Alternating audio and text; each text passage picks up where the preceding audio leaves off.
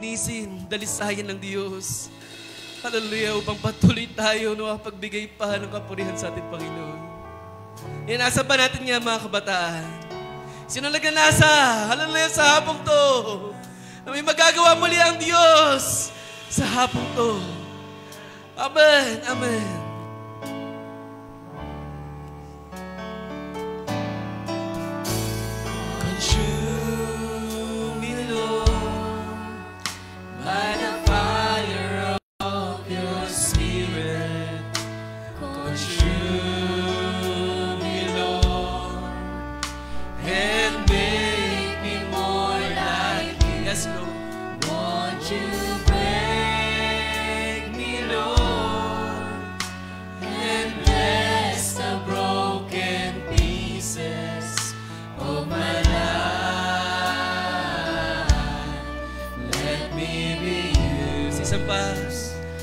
Show me, Lord. God bless you, Brother Bill. Hallelujah. Show me, Lord.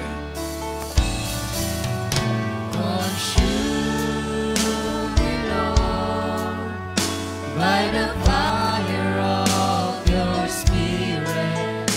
Consume me, Lord, and make me more like you. Won't you break me, Lord?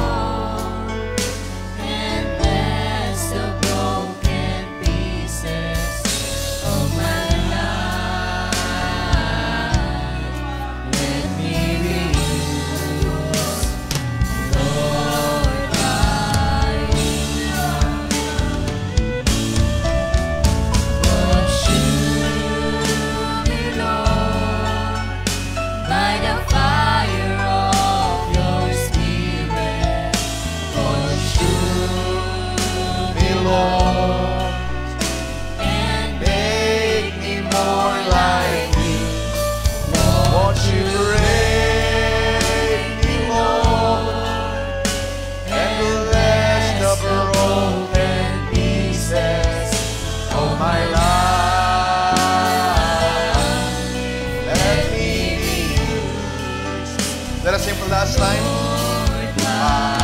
Ito ba ang prayer ninyo mga kabataan? Sa hapong ito. Hallelujah. Consume us, Lord. Consume us with your Spirit. By the fire of your Spirit. Hallelujah. Hallelujah. Yes, God. And make me more like you. Won't you break us, Lord, from the chains ng kawan. Bless the broken pieces of my life. Let me be used, Lord, by you. So let us be useful. Lord, let me be used, Lord, by you.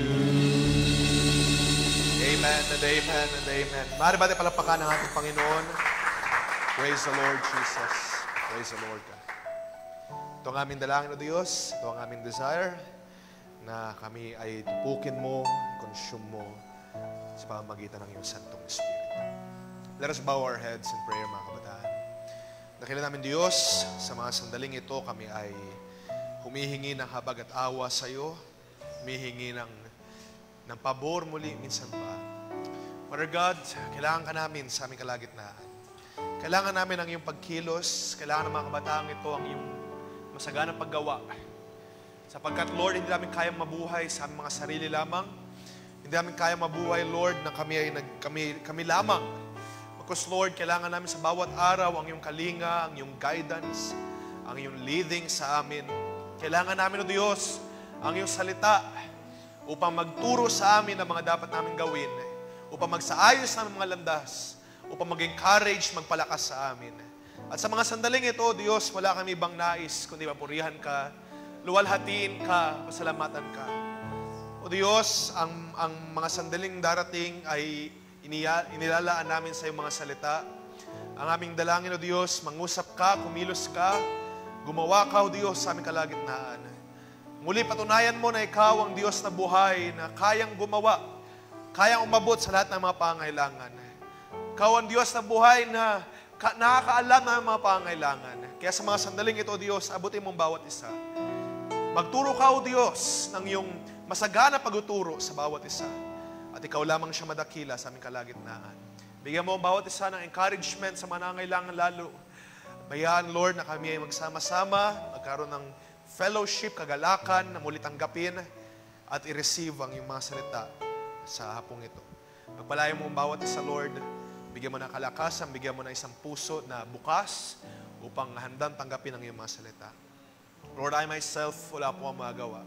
Kung ako lang mag-isa, O Diyos, hindi ko kaya magturo, hindi ko kaya magbigay ng encouragement sa mga kabataang ito. But Father God, I know, Lord, na ikaw ay nasa aming kalagitnaan. Ikaw ang magturo, O Diyos. Ikaw manguna sa aming kalagitnaan. Itago mo po ako sa iyong likuran at ikaw, O Diyos, ang siyang madakila lamang sa bawat salita, sa bawat titik, O Diyos, namin nabubuksan at pagbubulay-bulayan, ikaw lamang ang siyang maluwalhati. At lahat ng bagay na ito, Diyos, ay binabalik namin sa iyong papuri, pagdakila at pasalamat sa tanging at banal na pangalan ng Panginoong Kristo, Jesus. Amen and amen. Purihin natin Panginoon, ating palakpakan natin Panginoon.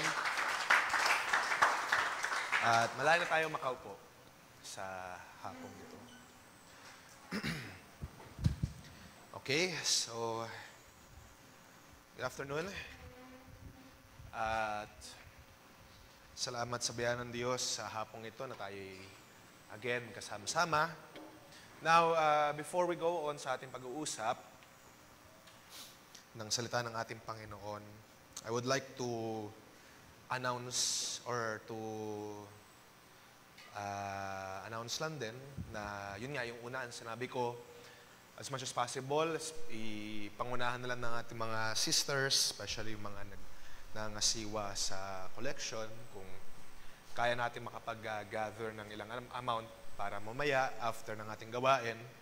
And moving forward siguro, kung loobin ng Diyos ay at least makapag-spend tayo ng magkaroon ng konting sama-sama merienda bago tayo umuwi ng ating youth service. So, mamaya ay at least facilitate na lamang ng mga sisters. Kayo na bahala mag-decide kung anong merienda, yung medyo mabilis lang. At for this afternoon ay medyo mas maiging saglit lang tayo than usual. At meron akong i-request sa inyo.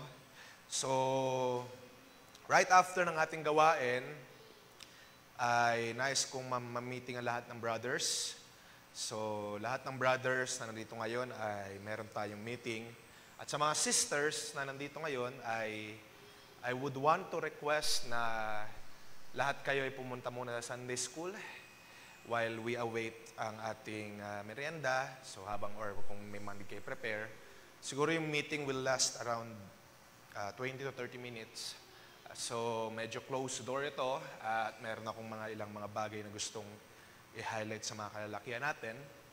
So, for brothers 13 years old and above, meron pa ba ditong 13 below na brother?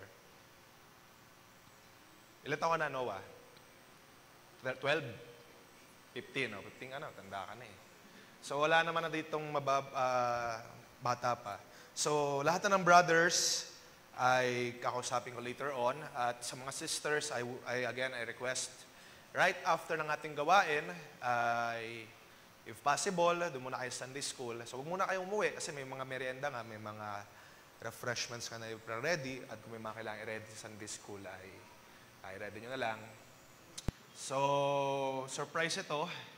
At actually, bagaman surprise ito sa mga kalalakihan, I have prepared for this very long time ahead na. At may mga bagay ako na gustong i-open sa kanila, i-meeting para sa improvement sa ministry. Okay? So, mamaya yan, after ng ating gawain. So, hopefully matapos tayo ng around before 4 para mabigyan ng daan itong meeting na ito.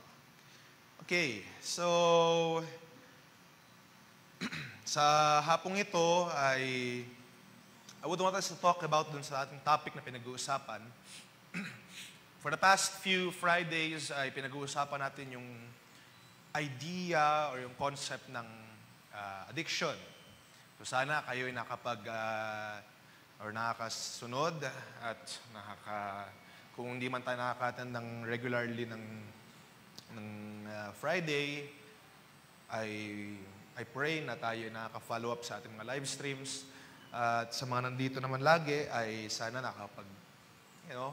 if needed talaga natin, kung nakikita natin mga sarili sa mga ganitong mga particular na mga pitfalls or mga addictions na pinagdaanan ng isang kabataan, ay sana nakapag-notes tayo, na bibigyan natin ng daan upang isulat, not necessarily i-memorize, but to have maganda, mainam na meron tayong kopya na pwede nating makuhanan ng mga, pagka dumating yung panahon na tayo tinukso, makukuhanan natin ito ng mga lesson, ng aral, mga salita ng Diyos na siyang maggagabay sa atin sa bawat buhay natin. Okay? So, for today, I will end na yung pinaka-mini-series. At gusto kong pamagatan na ito na papamagatan natin, pag-uusap natin na victory over many addictions. Okay? At Lord be willing, ito na yung huli sa ating pag-uusap. I know na marami pa tayong mga bagay na pwede mapag-usapan pa with regards sa mga addictions na kinakaharap ng mga kabataan ngayon, like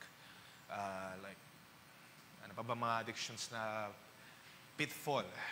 Pwedeng magkaroon ng addiction ng mga kabataan sa binge watching, sa mga sobra-sobrang pag-consume ng entertainment. No, it's the same thing with social media, it's the same thing with gaming. Lahat ng mga bagay na ito ay bagaman katulad ng maraming beses ko na sinasabi, ay hindi naman necessarily or inherently na masama dahil itong mga bagay na ito ay mga neutral na mga bagay.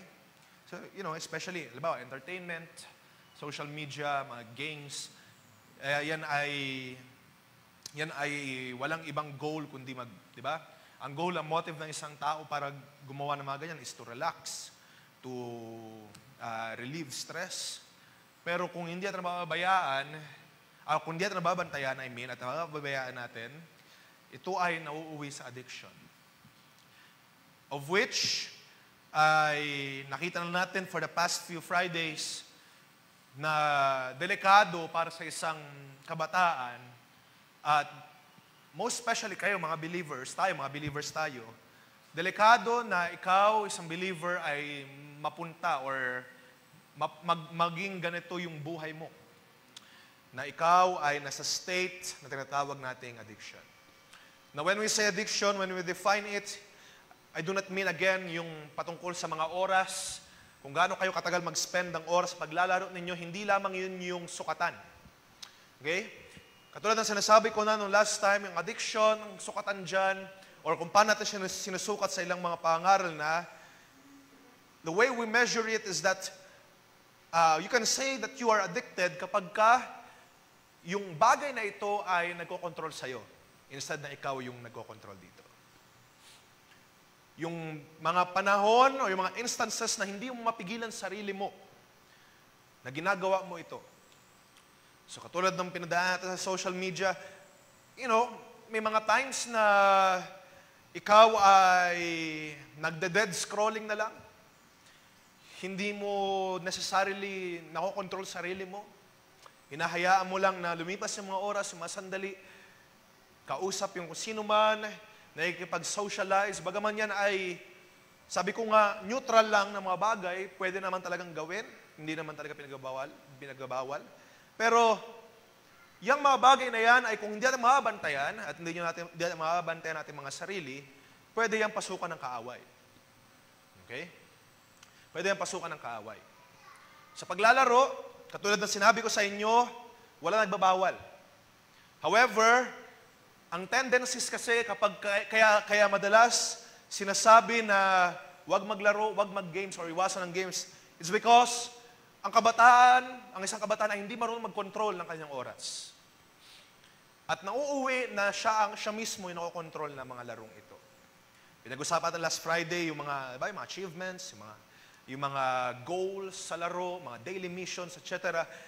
Ito yung mga nagkocontrol para ikaw bilang kabataan ay mahook at yung oras mo ay hindi mo na, or it keeps you going dun sa laro kahit na, halimbawa, sabihin natin, nakapag 4 hours ka na today, pero dahil may missions na iba sa kinabukasan, maglalagin ka ulit.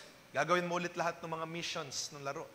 Gagawin mo ulit lahat ng mga achievements na kinakailangan mong gawin. Tapos next month, may battle pass pa. May kung ano-ano pang kinakailangan gawin. So, makita ninyo yung pang-deceive ng kaaway sa pamamagitan ng mga bagay na yan, kung natin mababantayan mga kabataan, ay yung oras natin ay masayang. At in the end, sabi ko nga, kung paano natin define, ikaw yung nakokontrol ng mga bagay na ito. Which is supposed to be, dapat ikaw yung magkocontrol. Okay? So, kaya kung minsan, halimbawa, hindi natin makontrol, merong cravings, naghahanap tayo ng malalaro habang naghahantay mag-start yung gawain.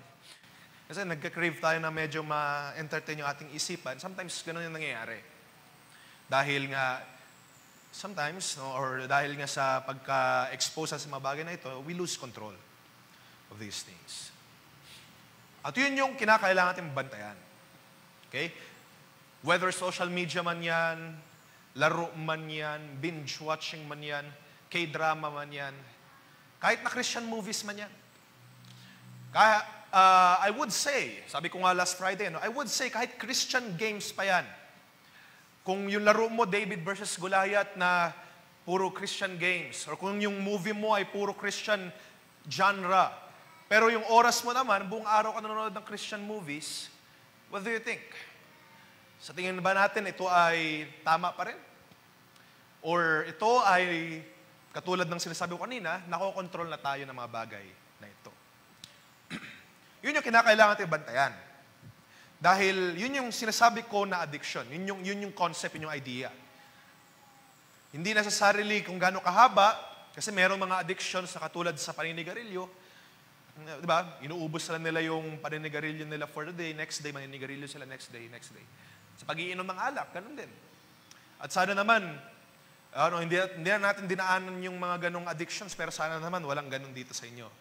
Na-addicted sa smoking or sa vaping, sa alak, or kung meron man, ay applicable pa rin yung pag-uusapan natin dito. Dahil pag-uusapan natin, i-address natin isang umbrella para sa mga unspoken na addictions pa.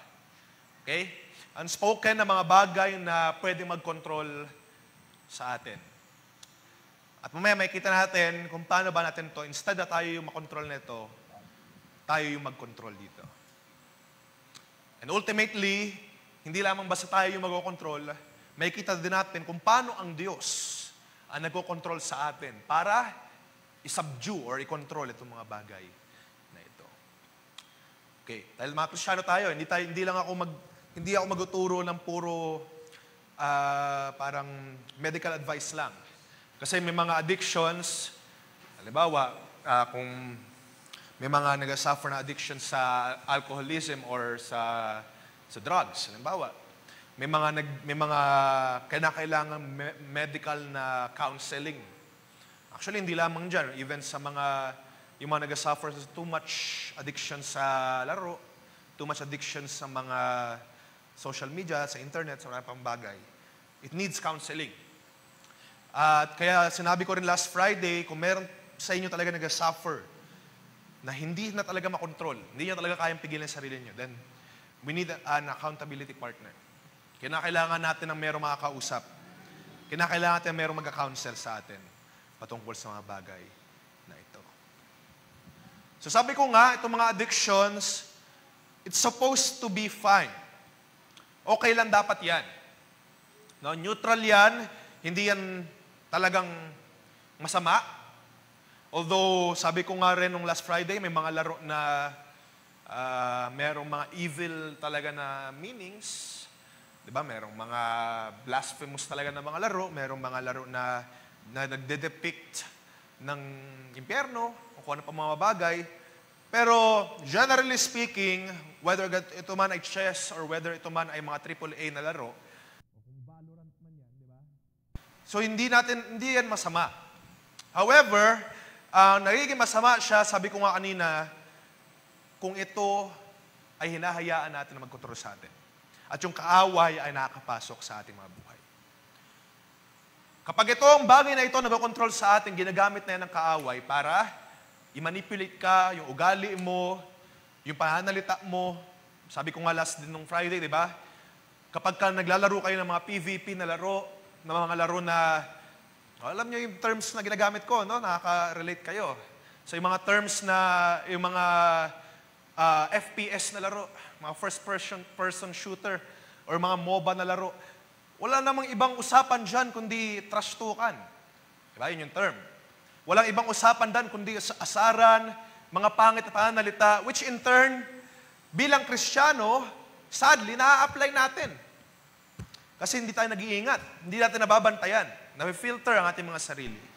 Na-apply natin na, in the end, na supposed to be neutral na bagay, pero dahil wala tayong pag-iingat, na-apply natin. Minsan nakasalita pa natin. Sabi ko nga, isang kapatid, nakwento ko sa inyo, di ba? Isang kapatid, dahil exposed siya masyado sa mga worldly na awitin, kakalabas pala ng gawain, kinanta niya yung hindi niya namalayan, pero kinakanta niya yung I wanna be a billionaire. Hindi niya namalayan yun, hindi siya aware. Tapos nung sabi ko, yun yan. Sabi niya, ay, sorry. Huwag niyo na kilalanin kung sino yun. Pero, so, yung ganong mga bagay ay nagiging resulta ng hindi natin pagbantay. Hindi nagiging maingat. Okay? Or kapag bigla, halimbawa, nagulat kayo, o kung biglang bumagsak yung ilaw na yan, ilan sa inyo yung biglang baka mapamura? Ba? Meron mga hindi talaga nagmumura, pero pag nagulat, biglang nagmumura. Or kapag especially sa mga driver, no, kapag ginanunan, iniswerban ka sa harap, biglang magmumura, ay, talaga.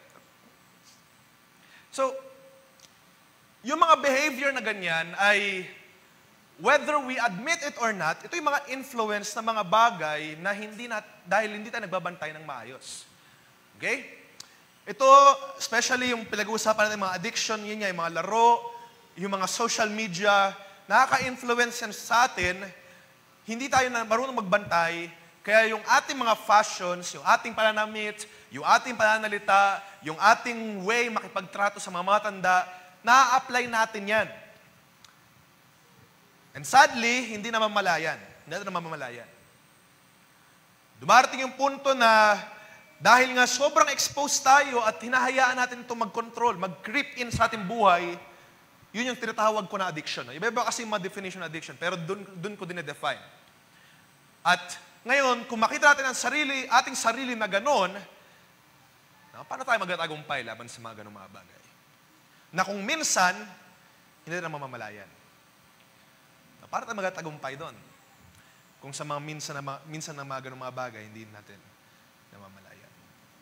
Now, ngayon ko pa lang ito sasabihin, pero I define addiction, yung mga addiction na supposed to be okay lang naman, pwede itong mag-turn sa kasalanan.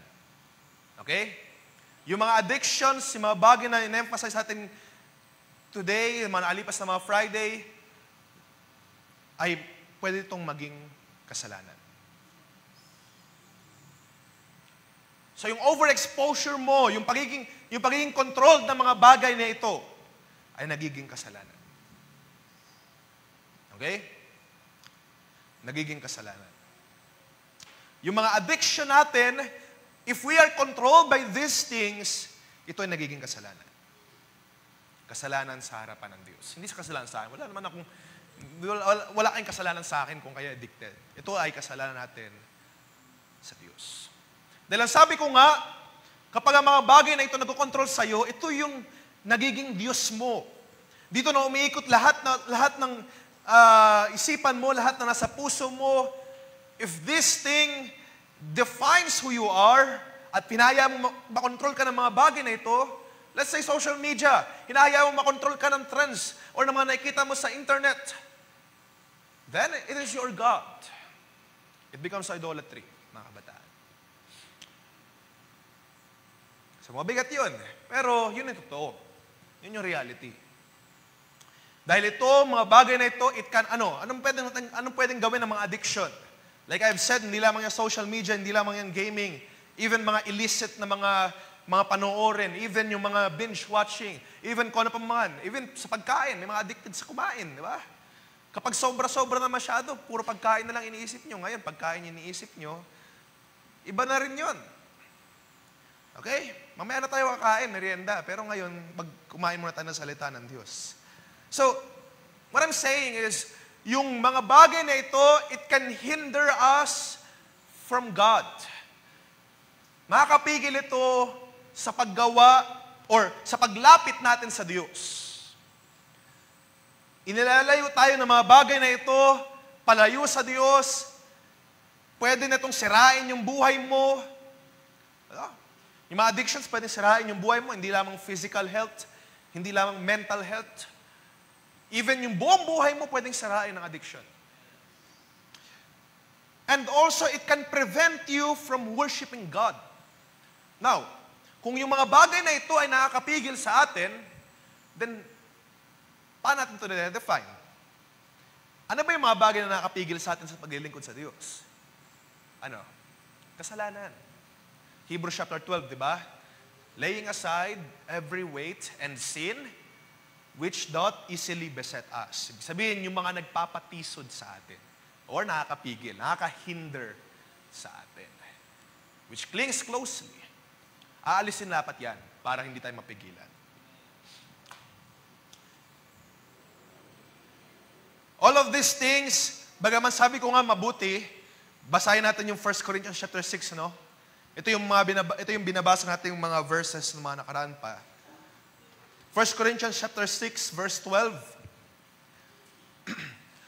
Sabi dito, all things are lawful to me, but not all things are beneficial, are helpful.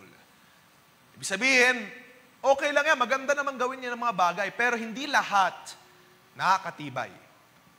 Hindi lahat nakakatibay sa atin ng mga Kristiyano.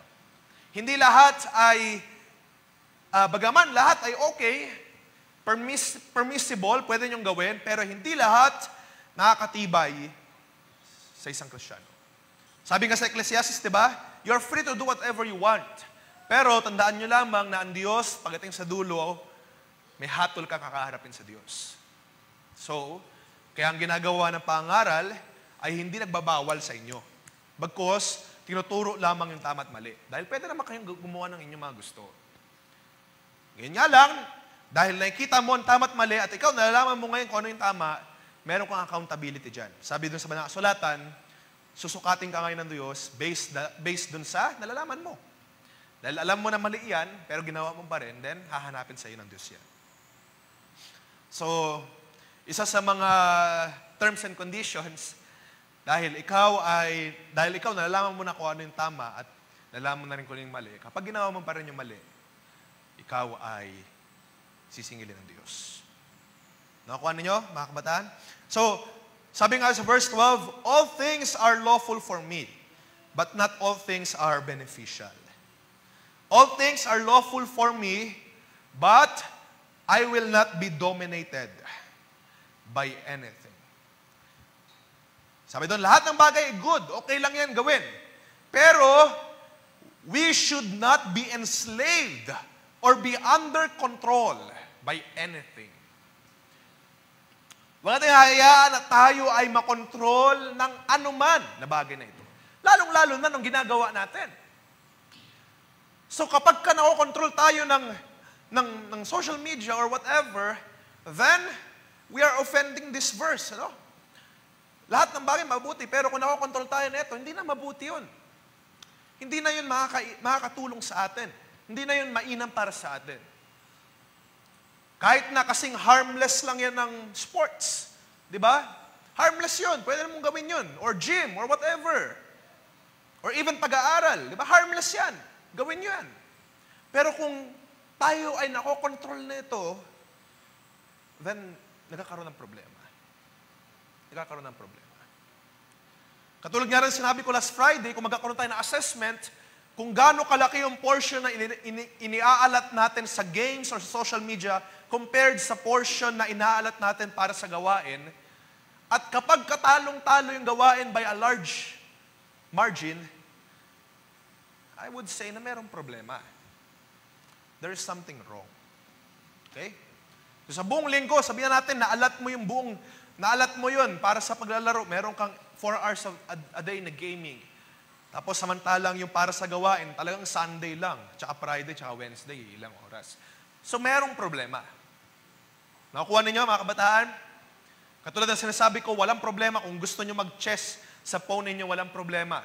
Pero nagkakaproblema kung itong mga bagay na ito yung nagkocontrol sa atin. Dahil yun ay hindi naman nagiging mabuti. Sa Romans chapter 7, gusto ko ipakita sa inyo itong mga verses na ito.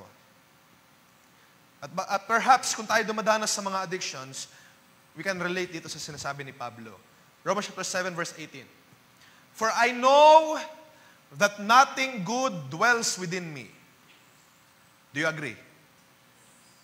Yung ating laman, nothing good. Hindi maganda yung mga nandito. That is in my flesh. I can will what is right, but I cannot do it. Sabihin, meron siyang desire na gumawa ng mabuti. Sino may desire na gumawa ng mabuti? No? May desire ba kayo na gumawa ng kalooban ng Diyos? Pero hindi magawa. Hindi magawa. For I do not do the good I want.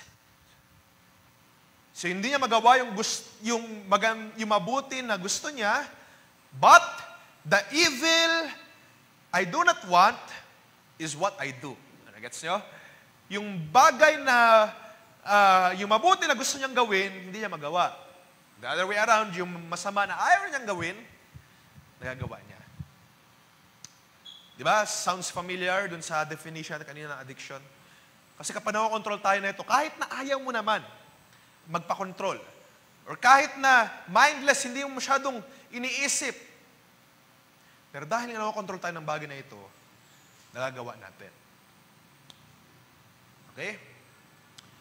Dahil nakokontrol tayo, kahit na pagod na yung katawan mo, alas 2, alas 3, alas 4 na ng madaling araw. Dahil gusto mo maabot yung specific rank na gusto mo, nag-aalaro ka pa rin. Bagaman, alam ko, meron akong pagtitiwala sa Diyos at sa inyo na meron kayong desire na gumawa ng mabuti, and yet, dahil nga sa kasalanan, dahil nga sa hindi pagbantay, whether social media, games, or movies, kung ano pa mga bagay, dahil hindi na nababantayan, nagagawa natin yung, I would say, hindi nakalooban ng Diyos. Yung kasalanan. Sumasobra tayo.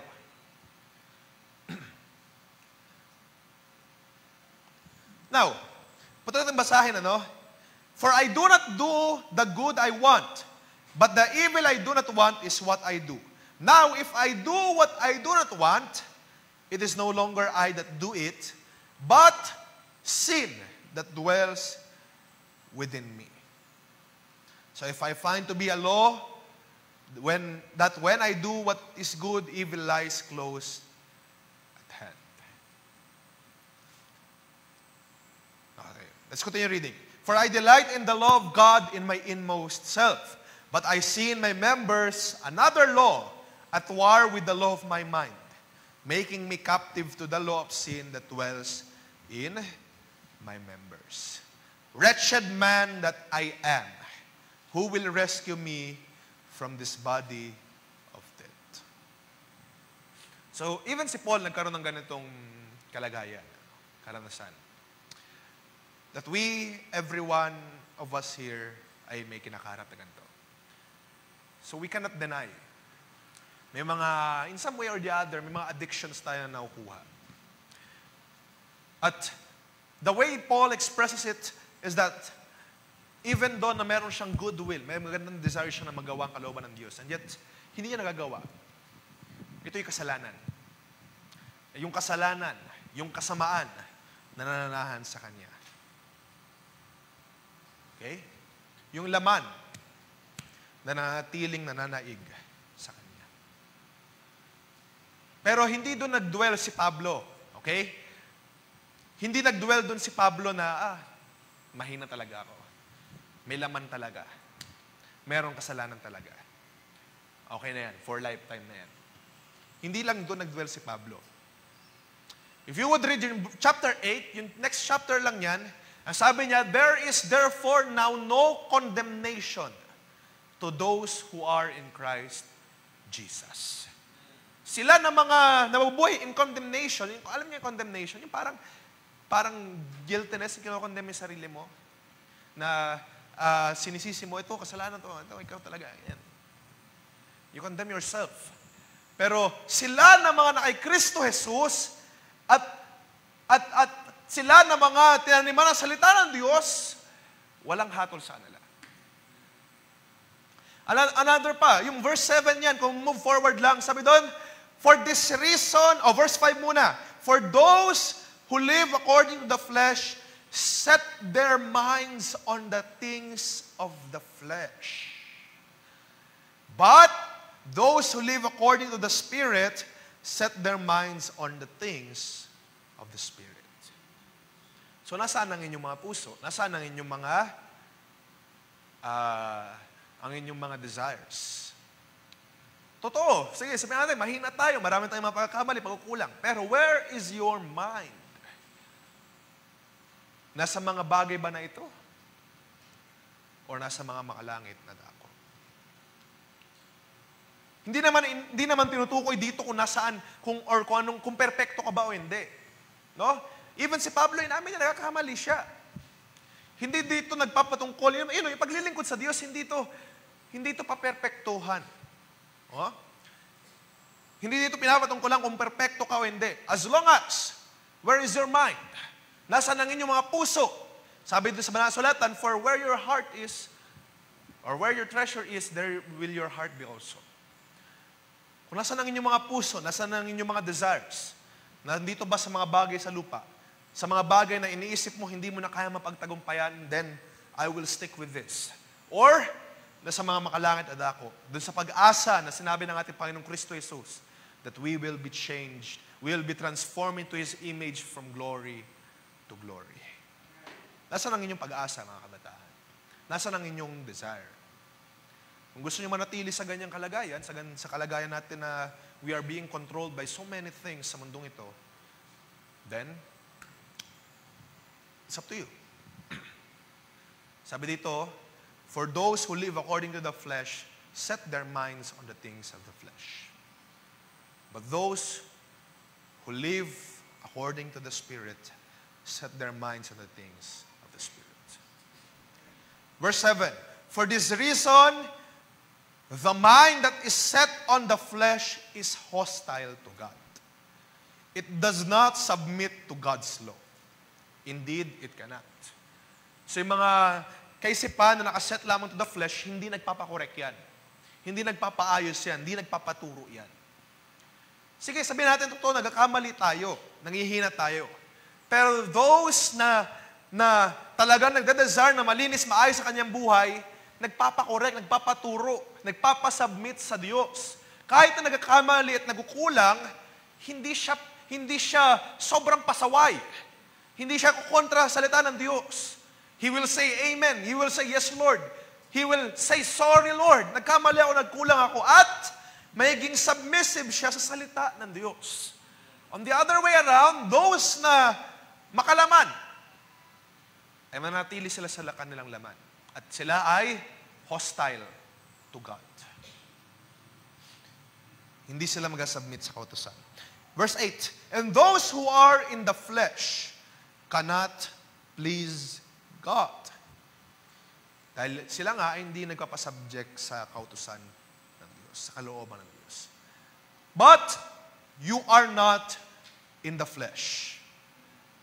Okay, mga kabataan, katulad ng pangaral kanina, you are sons and daughters of God. That is who you are. But you are not in the flesh, you are in the Spirit. Dahil, the Spirit of God dwells in you. Anyone who does not have the Spirit of Christ does not belong to Him. Pero salamat sa bayan ng Diyos, ang Espiritu ni Espiritu ng Diyos ay nasa sa inyo. No? Kahit na maliit pa yung pananampalataya, kahit nagpapasimula pa lamang, kahit baguhan, I believe that the Spirit of God dwells in you. Sa inyo lahat, sa atin lahat. But if Christ is in you, verse 10, though the body is dead because of sin, the Spirit is life because of righteousness. And if the Spirit of Him who raised Jesus from the dead dwells in you, He who raised Christ from the dead will give life to your mortal bodies also through His Spirit that dwells in you. Ano ibig sabihin ito? Sabihin, bagaman ang ating katawan ay nasa kasalanan, pero sila ng mga pinananahanan ng Santong Espiritu ng Diyos, kung parehas yan na Espiritu na katulad ng pagbangon ni Jesus mula sa kamatayan, it means as well na yung ating mga katawan na kasalanan, from the inside out, ay babaguhin ng Diyos. Mula sa ating puso na pinananahanan ng Santong Espiritu, yan ay, sabi doon, magbibigay buhay sa inyong mga mortal bodies.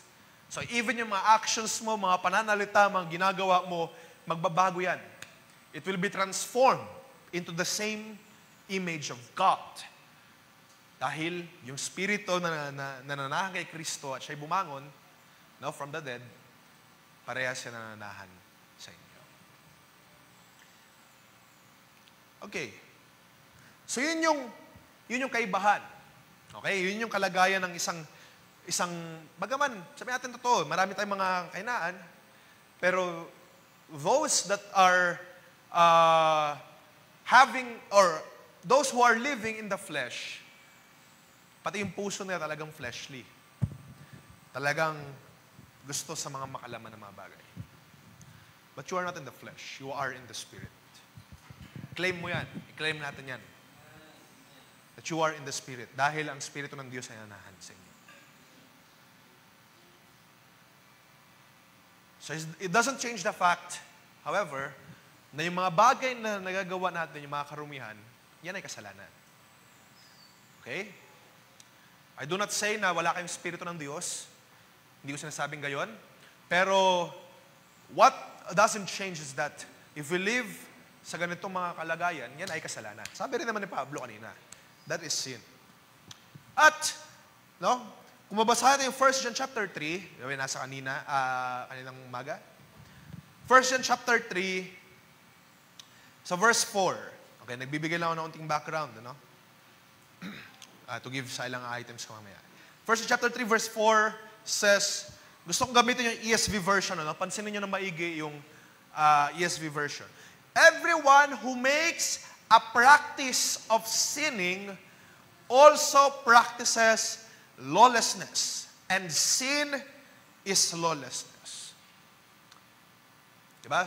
Sabi diyan, mas mabigat nga sa King James or sa New King James, everyone who is sinning. So sila naman nagkakasala ay nag-practice ng iniquity or lawlessness. Pero maganda dito makita sa verse 4 is that everyone who makes a practice of sinning. Ibig sabihin, yung kanyang buhay ay parang isang buhay na makasalanan. Yung buhay niya ay, he lives his life sa kasalanan. Makalaman, yun yung fleshly na tinutukoy natin kanina. He keeps on doing and practicing yung kasalanan. Dahil yun yung kanyang buhay.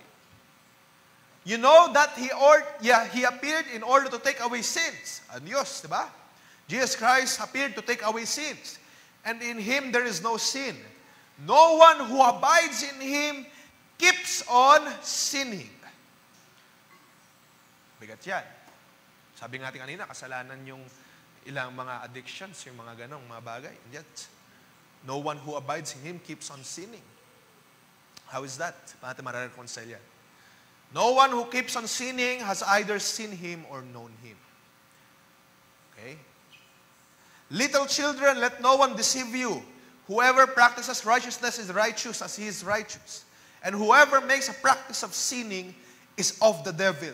For the devil has been sinning from the beginning, and the reason that the Son of God appeared was to destroy the works of the devil. Parang bibigat. Who keeps on sinning, who practices sinning, is of the devil, sabi ni John. Verse 9, no one born of God makes a practice of sinning, for God's seed abide in him, and he cannot keep on sinning because he has been born of God. Okay, how we can reconcile that? Sabi natin kanina, marami pa tayong nagagawang pagkakamali, kasalanan. And yet, sabi dito ni John, maramang yung mga nagkakasala ay hindi sa Diyos. How we can reconcile that?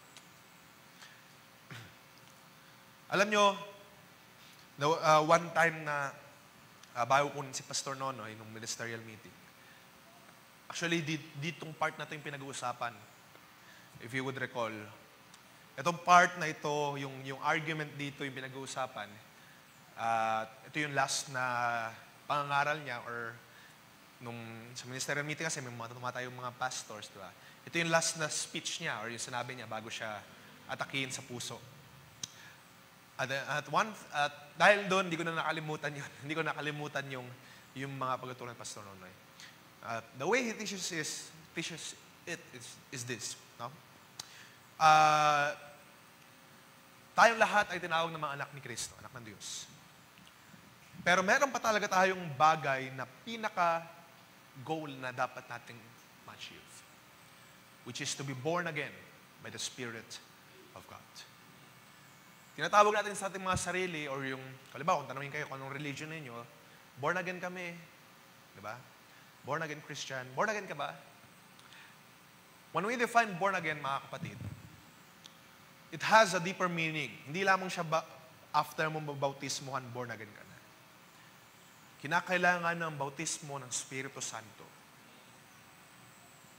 Doon mo matawag ang iyong sarili na ikaw ay born again.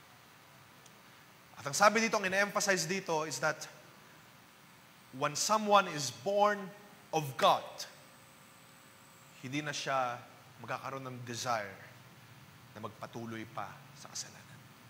At hindi na siya mag-practice gagawin yung kasalanan sa kanyang buhay. And it's a hard pill to swallow na sabihin na kapag gumagawa pa rin tayo ng mga kasalanan at meron pa rin tayong practice ng kasalanan, na nagagawa pa natin paulit-ulit, habitual, baka kulang pa tayo sa pagpupuspos ng Espiritu Santo. At yun ay nakukuha natin sa pag-desire sa Diyos. Tulungan pa tayo ng Diyos. Hindi naman tayo lahat perfecto. Hindi naman mapagsabi na ako, wala na akong kasalanan. So lahat tayo nangangailangan ng pagpupuspos ng Espiritu Santo ng Diyos. Yun yung goal ng isang Kristiyano. Okay? For now, nagpapasimula pa lamang tayo. Hindi man tayo harsh sa mga nagpapasimula pa lamang. Dahil mayroong mga pagtuturo ng salita ng Diyos. Kinakailangan natin ito, maintindihan, maunawaan, na kung may nagagawa pa tayong mga addictions, may mga bagay na paulit-ulit pa rin nagagawa natin, at nakokontrol tayo na ito, it means only one thing. Kulang pa tayo sa pagpupuspos ng Espiritu Santo. Okay? By this, sabi sa verse 10, it is evident who are the children of God and who are the children of the devil. Whoever does not practice righteousness is not of God. Pero sa biyaya naman ng Diyos, di ba? Nagpapatuloy kayo sa kabanalan. Kahit na nagkakamali, nadadapa, nagpapatuloy kayo sa katwiran ng Diyos. Yun yung mahalaga. Yun yung importante. Na ikaw ay magpatuloy. Dahil sila na mga hindi nagpapatuloy sa katwiran ng Diyos, they are not of God. Nakuha ninyo, mga kabataan? So kapag ka nagpapatuloy tayo, naggumawa ng mali, at yun, nandun yung desire mo, nandun yung mind mo sa mga mali na bagay, sa mga bagay sa mundong ito na nagkocontrol sa atin, then, yun yung, sabi doon, is of the devil. Yun yung mga tawag natin na sa diablo. Pero kayo, sabihan ng Diyos, kahit na maraming pagkakamali, pagkukulang, kahinaan, alam ko yan, dahil lahat tayo meron. Pero sila na mga nagpapatuloy sa kabanalan, nagisikap, naglilingkod sa Diyos, despite na mga bagay na ito, pinapalinis, pinapahugas sa Diyos, then those people are of God, are children of God. Katulad ng pangaral kanina. It is clear who the children of God are. Sila yung mga nagpapatuloy sa katwiran ng Diyos. So bagaman mabigat yung ating binabasa kanina, pero sino dito may desire na magpalinis pa at magpahugas sa Diyos? Sabi sa chapter 3 ng 1 John, sa verse 2, taas natin ulit. Beloved, we are God's children. Binasa kanina yun, di ba? We are God's children now. And what we will be has not yet appeared. Hindi pa nangyayari. Yun talagang perfect na tayo. Hindi pa nangyayari. But, we know that when He appears, we shall be like Him. Because we shall see Him as He is. At sabi dito, and everyone who does hopes in Him purifies himself. Because He is pure. Kasi yun yung talagang default state natin, yun yung kalagayan natin, pure talaga. Sometimes, nadudumihan, na nasira ng kaaway, pero hindi tayo mananatili sa karumihan. Nagpapalinis tayo.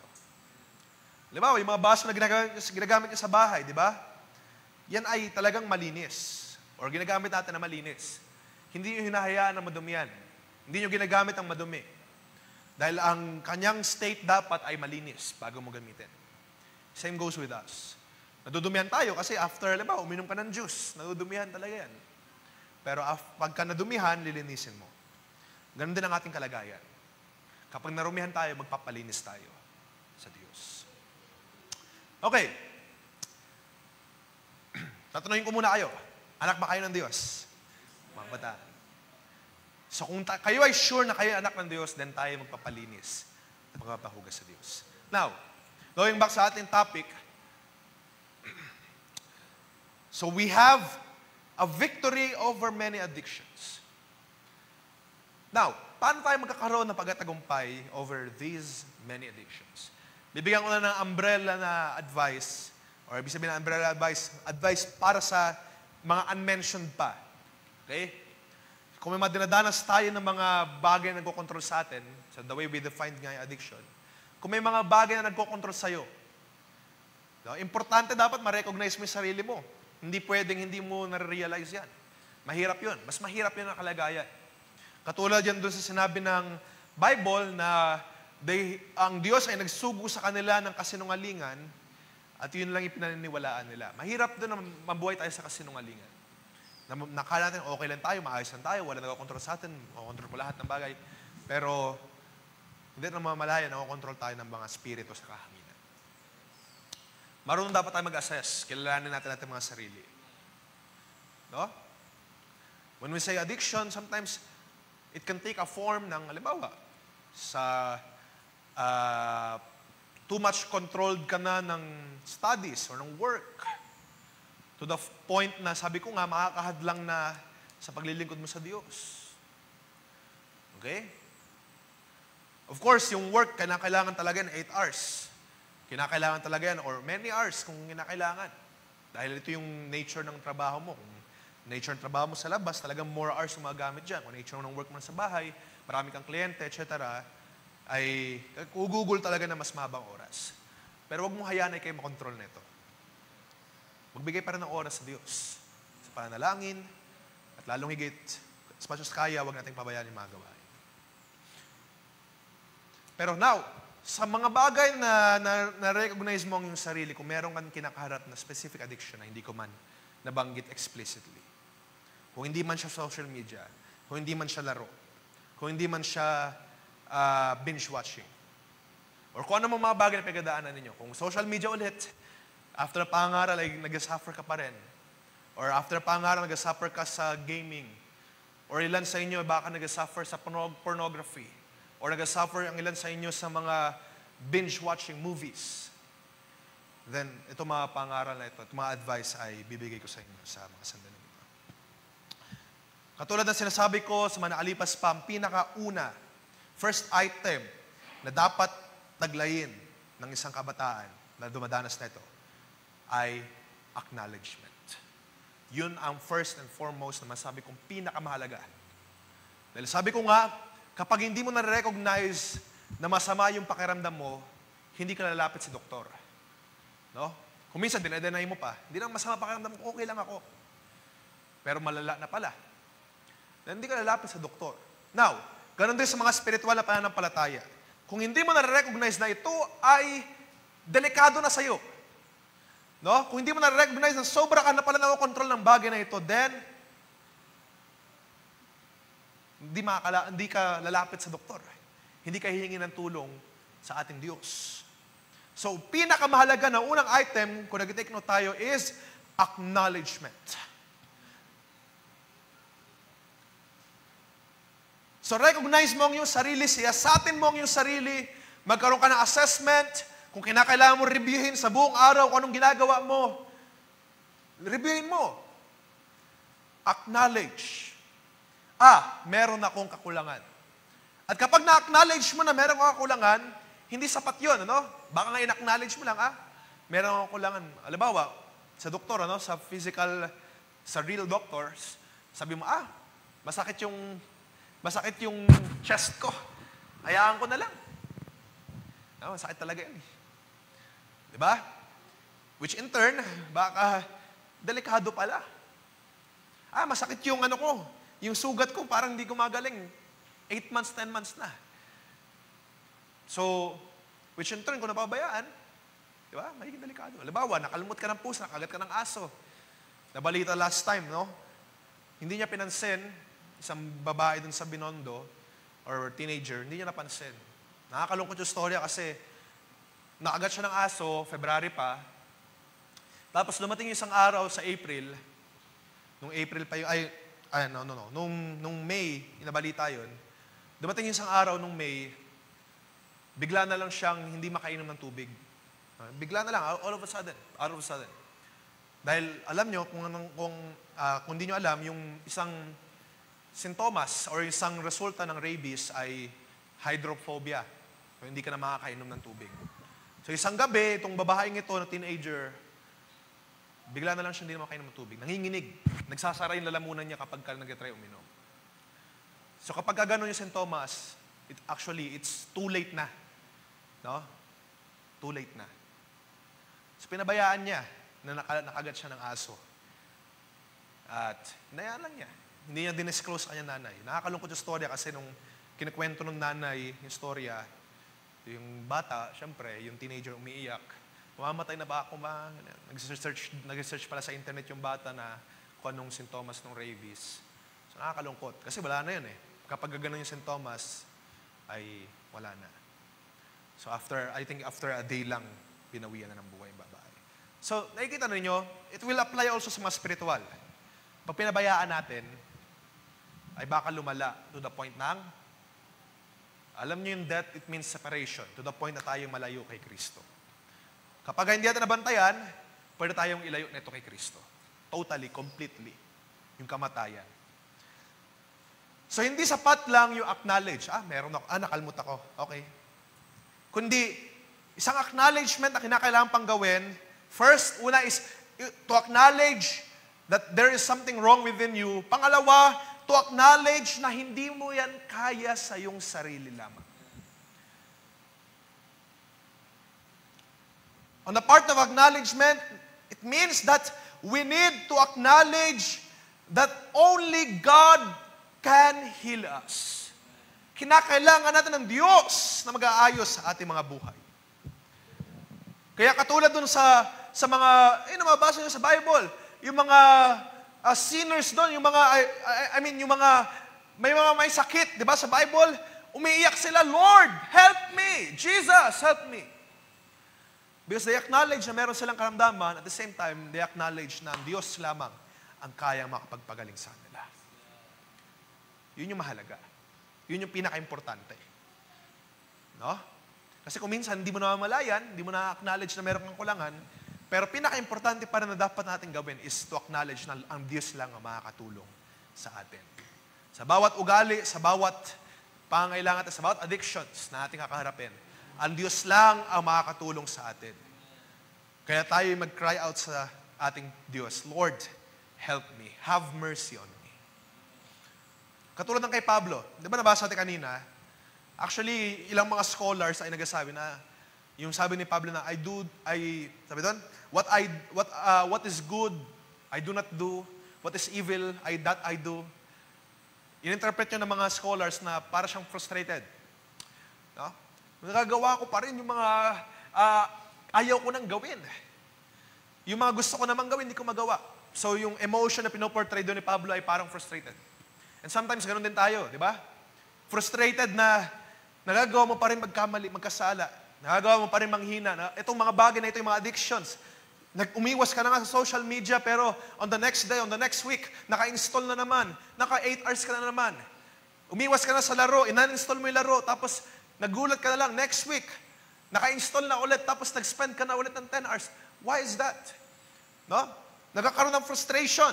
And actually, yung frustration na yan ay daan para makita natin, i-acknowledge natin na hindi natin kaya on our own. Kailangan natin ng Diyos na maglinis at maghugas sa atin.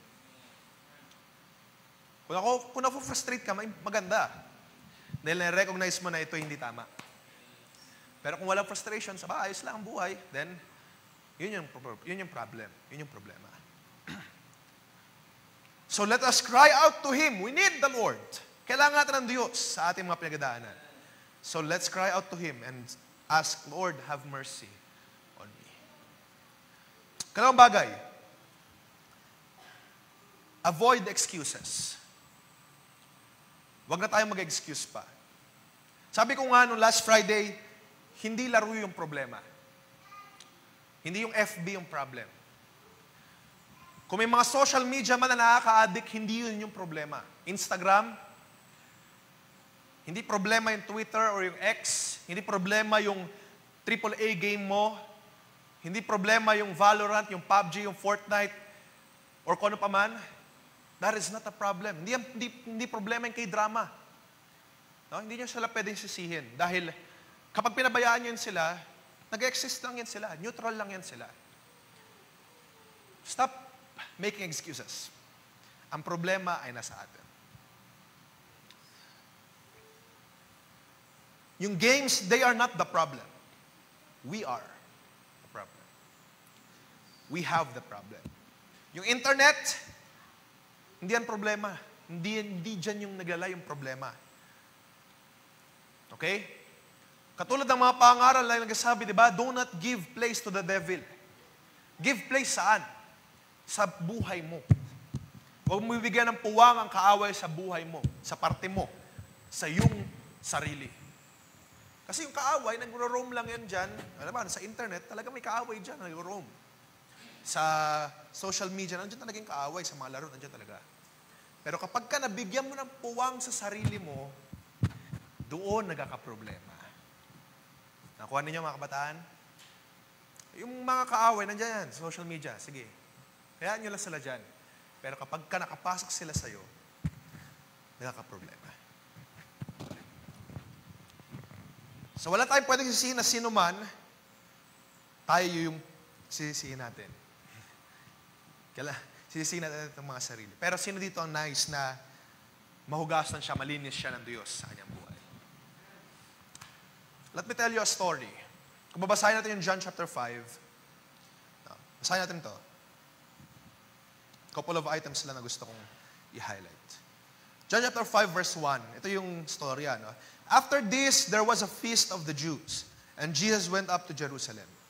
Now, there is in Jerusalem by the sheep gate a pool, in Aramaic called Bethesda, which has 5 roofed colonnades. In these, a lay of multitude of invalids, yung mga blind, yung lame, and paralyzed. One man was there who had been an invalid for 38 years, or disabled. Okay? When Jesus saw him lying there, and knew that he had already been there a long time, he said to him, "Do you want to be healed?" The sick man answered him, "Sir, I have no one to put me into the pool where the water is stirred up. And while I am going, another steps down before me." Okay, listen to this. So si Jesus, nagtanong siya, gusto mo bang gumaling? Gusto mo bang pagalingin kita? And this man, sinagot niya, "Sir, walang sino man ang pwede magtulak sa akin sa pool. At kapag papunta na ako, merong nauuna sa akin."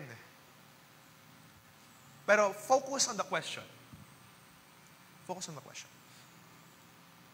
Ang tanong ni Jesus, gusto mo bang gumaling? At siguro ang proper answer would say, "Oh, gusto kong gumaling." Pero this man, ano sinagot niya? Wala kasing tutulak sa akin eh. Wala kasing, nung papunta na ako meron na una. Ha? Gusto mo bang gumaling? Sabi ni Jesus. Pero sabi nitong taong ito, meron kasing, ganito kasi. The question was, do you want to be healed? Ngayon, tinanong ko kayo kanina, gusto niyo ba makalaya sa mga ganyang addiction?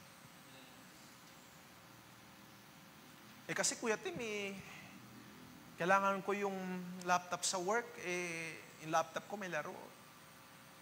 Kasi Kuya Tim, yung phone ko, may internet kasi kami sa bahay. Kaya yung phone ko kuminsan, pag ako lang mag-isa, kung ano-ano napupuntahan. Kasi Kuya Tim, marami akong kaibigan na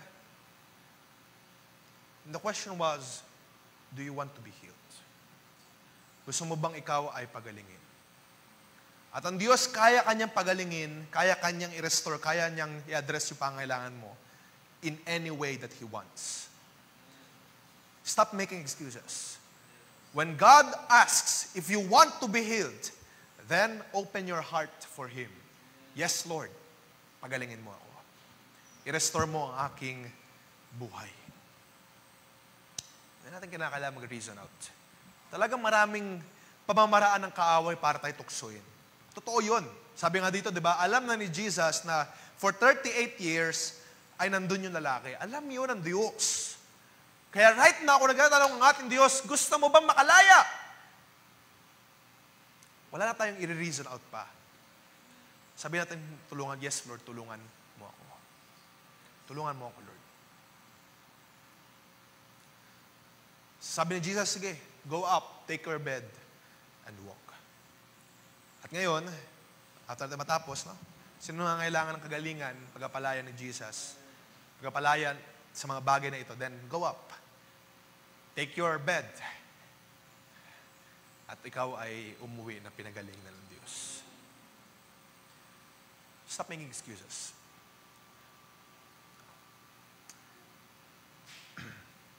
Number 3.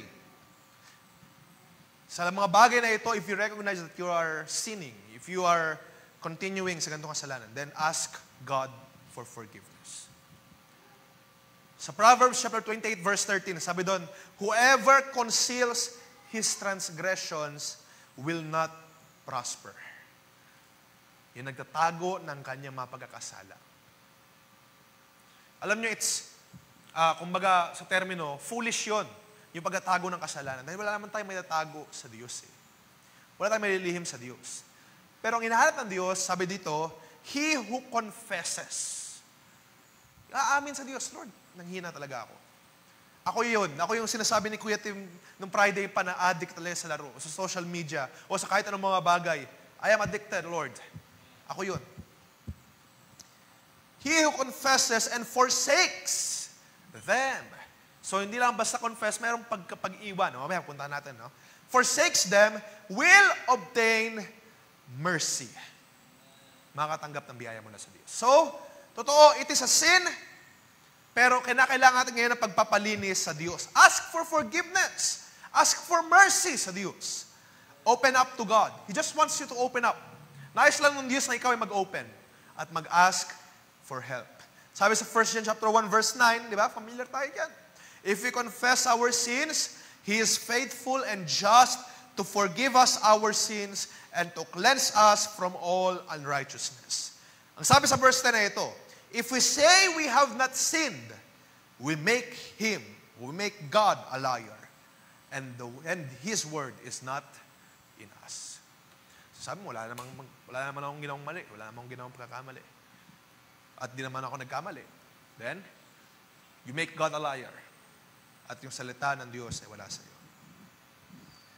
Ask God for forgiveness. Pray to God. Draw near to Him. And He will draw near to you. 4, cry out for deliverance. Alam niyo yung deliverance at forgiveness, madalas natin yung ina-attribute sa parehas na sa parehas na definition. Pero actually yung deliverance, I want us to define it very clearly. Yung deliverance ay, from the root word deliver, ibig sabihin merong paghahatid. Diba? Deliver. May paghahatid na gagawin ng Diyos. Ang deliverance, ibig sabihin nun, ikaw ay nasa kalagayan na ganito. At ikaw ay i-deliver ng Diyos papunta sa panibagong kalagayan. So, hindi naman siya basta forgiveness. This time, sa number 4, sabi ko, you need to cry out for deliverance. Kinakailangan mong maalis doon sa kalagayan na pangit, na hindi maganda, at mapunta doon sa isang panibagong kalagayan. You need to ask for God for deliverance. Na kung ito, sabihin natin ito, punong-puno ng tukso, kinakailangan mong maalis dyan. Yun yung i-cry out sa Diyos. Lord, alisin mo ko doon sa lugar na ito na puno ng tukso. Ilagay mo ko sa lugar na makalangit. Cry out for deliverance. We need to be delivered out of the system ng kasalanan. Okay? Related dyan, kinakailangan natin alisin yung mga sources, yung mga triggers. Yung trigger sa atin para maging addicted, no? Baka naman kasi nagpakabit ka pa ng flat-inch screen TV dun sa kama mo para habang natutulog ka, mayroon naka-display na TV sa'yo. You need to remove the sources para ikaw ay hindi manatiling addicted sa mga bagay na yan. You need to remove out the sources ng mga bagay, mga trigger, yung mga nag-trigger sa'yo para gawin yung mga paulit-ulit na yan. Alam niyo yung mga alcoholics, as much as possible, they do not want to see any alcohol para hindi sila matrigger. Same goes din sa atin. So kung talagang too much time na spend mo sa social media na unrelated naman sa work, then, remove mo, uninstall mo, i-block mo, maging seryoso tayo. Okay? Now, I will say this, no? Halimbawa, kung addicted kayo sa pornography, alam ko may mga ilan. Pero, I am saying this para malaman ng lahat. So kung may mga ganun mga kalagayan, be serious about it. Mag-install ng blocker, mag-install ng kung ano pa man, do it. Ask God for deliverance. Alisin ka sa mga sistemang nakakatukso. Ilagay ka sa maayos na kalagayan. No? Kung iniisip mo na ikaw lang yun, I know, I believe, itong kasalanan na ito, especially sa pornography, no? Kasalanan na yan ay apparent sa Christianity, even dito sa church. At yun ay kinakailangan maturuan. Okay? So, cry out for deliverance. Kung addicted ka sa laro, maging seryoso ka, uninstall mo, i-delete mo. Sabi nga doon sa binasa natin last Friday, di ba? Kung kinakailangan, dukitin yung mata, dahil yung mata mo yung nagadala sa kasalanan, dukitin mo. Yun ay hyperbole lang, or parang pagiging exaggerated. Ang ibig sabihin lang nun, alisin mo lahat ng mga sources na pwedeng maghatak sa iyo sa kasalanan. That's it.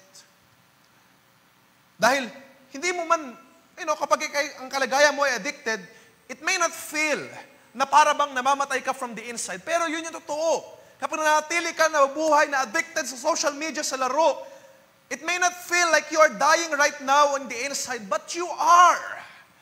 Kahit okay ka, kahit nag-serve ka sa ministry, kahit na ikaw ay nagtumutugtog or umaawit, etc., pero ikaw nanatiling na control ng mga bagay sa libutan, you are slowly killing yourself, spiritually. Okay? Napabayaan mo yung ministry mo, napabayaan mo yung katungkulan mo sa Diyos. Yun yung katotohanan. Dahil hinahayaan mo mag-control sa iyo yung mga bagay na makalaman.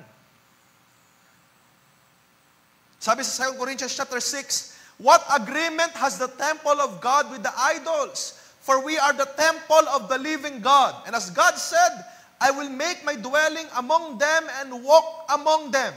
And I will be their God and they shall be my people. Do you agree? Anong agreement ng temple ng Diyos with the idols? And know you not that you are the temple of God. Diba? Kayo ay templo ng Diyos.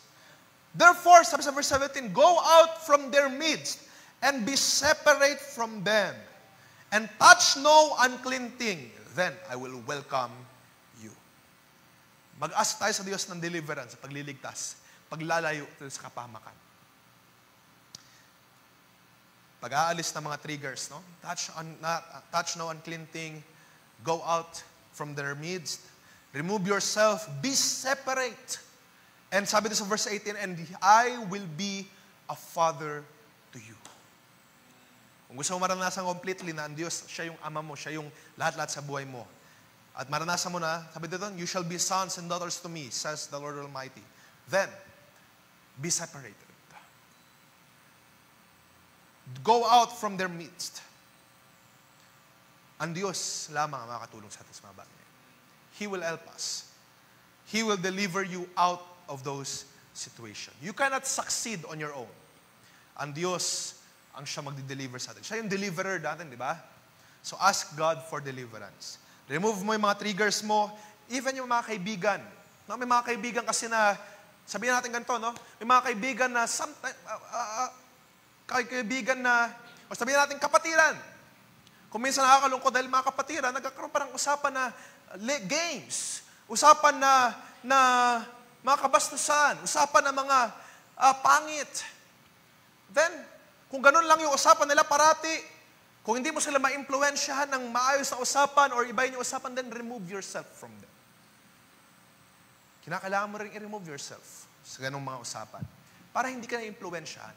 Dahil sabi sa 1 Corinthians 15:33, do not be deceived. Bad company ruins good morals. Maging wise tayo not to be affiliated. Lalo na sa sanlibutan. Kung yung usapan ng sanlibutan ng mga classmates mo, puro ganitong laro, ganitong trend, ganitong mga usapan, puro crush, addicted sa relationship, addicted sa crush, then yun yung magpupuno sa'yo. So be separate from it. Dahil bad company ruins good morals. So kapag ka inalis mo yung mga bagay na ito sa'yo, it will create a hole. No? Kapag ka naalis yung mga ganitong bad habits o yung mga triggers, mag-form ito ng hole, ng space. Kasi kapag ka hindi mo na nagagawin yung kinakadikan mo, ano gagawin mo? Halimbawa, sabihin natin nag-social media ka for 8 hours. O, ano papalit mo dun? Panibagong kakadikan ulit. Hindi ka na naglalaro. O, sabihin natin inalis mo. Ano ipapalit mo dun? That brings me to my item number 5. Replace it with godly activities. Sabi sa Romans chapter 12, no, verse 2, babasahin ko sa isang specific version, NLT. Don't copy the behavior and customs of this world, but let God transform you into a new person by changing the way you think. Then you will learn to know God's will for you, which is good and pleasing and perfect. Amen. So sabi doon, huwag kayong makitulad sa sanlibutan. Do not be conformed. Wala natin kopya yung sanlibutan. But let God transform you into a new person. Let your mind be transformed. Substitute yung mga evil habits for a good one. Isang pangaral na narinig ko kanina lang, isang pastor. Ibig sabihin kasi nito, alam nyo, yung mga ganitong testimony, it means lang na yung mga pinagdaanan natin addiction, hindi yan uncommon. Lahat tayo dumadanas na mga ganyan. So, wag tayong susuko, wag tayong give up, wag tayong sasabihin na parang tayo na yung pinakamasama. Dahil lahat tayo dumadanas na mga ganitong kakulangan. Sabi sa patotoo narinig ko, isang pastor, nagsa-struggle siya sa pagmumura. Kasi buong buhay niya, nagmumura siya. Kada sentence, kada statement, may mura. So, pinalinis niya sa Diyos, pinahugas niya sa Diyos, at siya ay, nakalaya. Okay? What a great testimony. Pero isang araw, dumating na bigla siyang muntik na mabangga. At biglang lumabas yung mura sa kanyang labi. Na para bang matagal na niyang pinaglalabanan at napagtagumpayan na, pero biglang lumabas. Okay? Biglang lumabas. So, yung mga ganong mga instances ay palinisan tayo sa Diyos. Don't think na para bang failure ka or mahina ka. magpatuloy lang tayo magpalinis sa Diyos. At mag-ask lagi ng renewing ng ating mga isipan, ng ating mga puso. Let your mind be transformed. So kaya ang ginawa niya, ang ginawa na itong pastor na ito, so actually bago pa yung nangyari yung event na yun, kada magmumura siya, or instead na magmura siya, pinalitan niya na magpe-pray siya. No? So kapag nagmura siya, ang gagawin niya, magpe-pray siya, Lord, sorry, kamali ako. So na-build yung habit na, instead na pagmumura, na-build yung habit niya ng pag-pray. So ganun yung nice kong pakita na, kung may mga bad habits tayo na nagagawa pa ulit, then build a new one. Ipalit niyo dun sa luma. Ipalit niyo dun sa hindi magandang habit. Okay? So ipalit niyo yung, halimbawa, mag-pray, mag-meditate, magpasalamat sa Diyos. Ipalit niyo dun sa mga lumang mga habits niyo para hindi tayo naisahan ng kaaway. Sa Galatians chapter 5 verse 16 says, I say, walk by the Spirit, and you will not gratify the desires of the flesh. Walk in the Spirit, no? At para hindi mo magawa, mag-gratify, or masundan, or masatisfy yung gawa ng laman, yung desires of the flesh. Dahil itong mga addictions na ito, it fulfills the desires of the flesh. Pero para hindi natin magawa yan, walk in the Spirit. Lumakad ka sa kalooban ng Diyos, sa biyahe ng Diyos, kung anong manais ng Diyos, gawin mo, para yun yung ipalit mo dun sa mga habits na masama, na hindi maganda. Okay? 2 Timothy chapter 2:22, di ba? Flee youthful passions. And pursue righteousness, faith, love, and peace along with those who call on the Lord from a pure heart. Okay? Flee, iwanan natin yung mga passions na ito. At ang palit natin ay pag-pursue ng righteousness, pag-pursue ng faith, pag-pursue ng love, pag-pursue ng peace. Okay. Last item. So last na, no? Kinakailangan natin, we need to assert self-control. Ibig sabihin nun, kinakailangan natin magkaroon ng self-control. Kinakailangan natin magkaroon ng discipline sa ating mga buhay.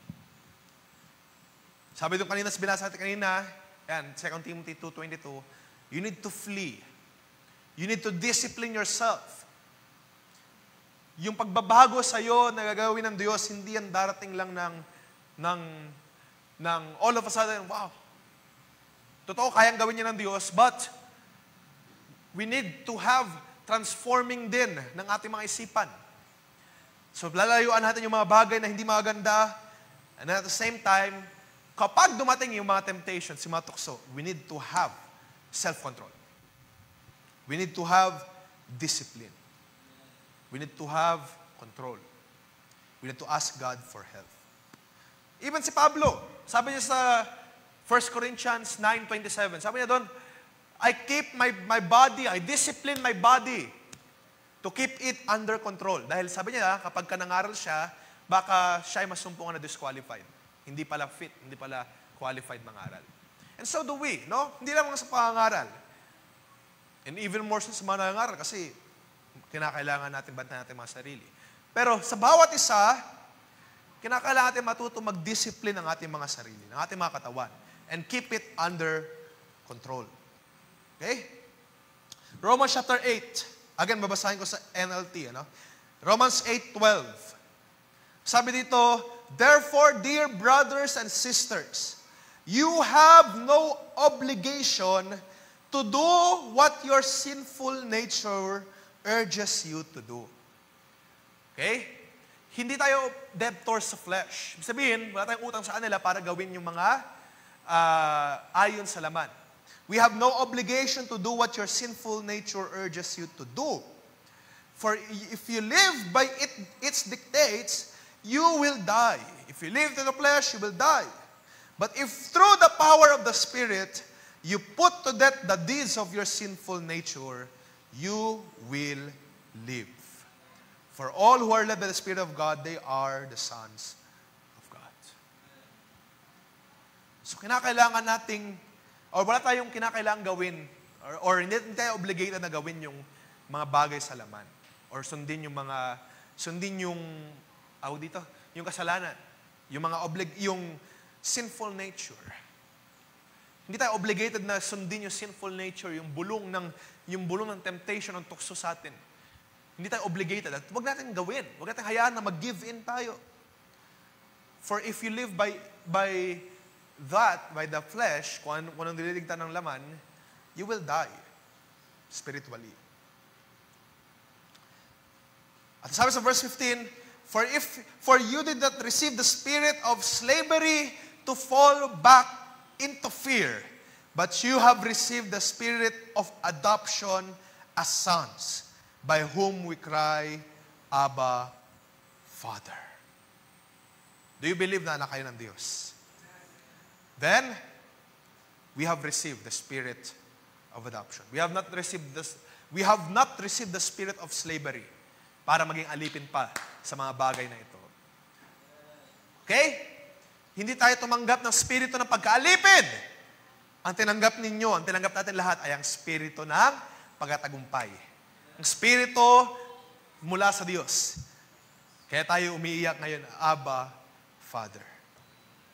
As I close, I would like to remind you with this. Totoo, minsan nakaka-frustrate kapag hindi mo nagagawa yung kalooban ng Diyos. Para bang, katulad ni Pablo, di ba? Pero don't lose hope. Huwag tayo mawala ng pagtitiwala sa ating Panginoon. Dahil ang Diyos sa langit, kaya niya tayong tulungan. Kaya niya tayong tulungan sa lahat ating pangangailangan. Let us go to God.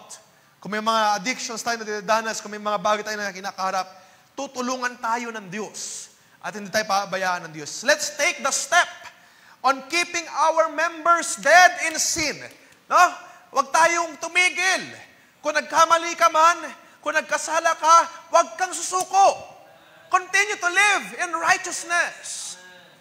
At ipalinis natin sa Diyos sa mga bagay na ito. Lord, tulungan mo pa ako. Lord, linisin mo pa ang aking buhay. Okay? It's not a reason to give up.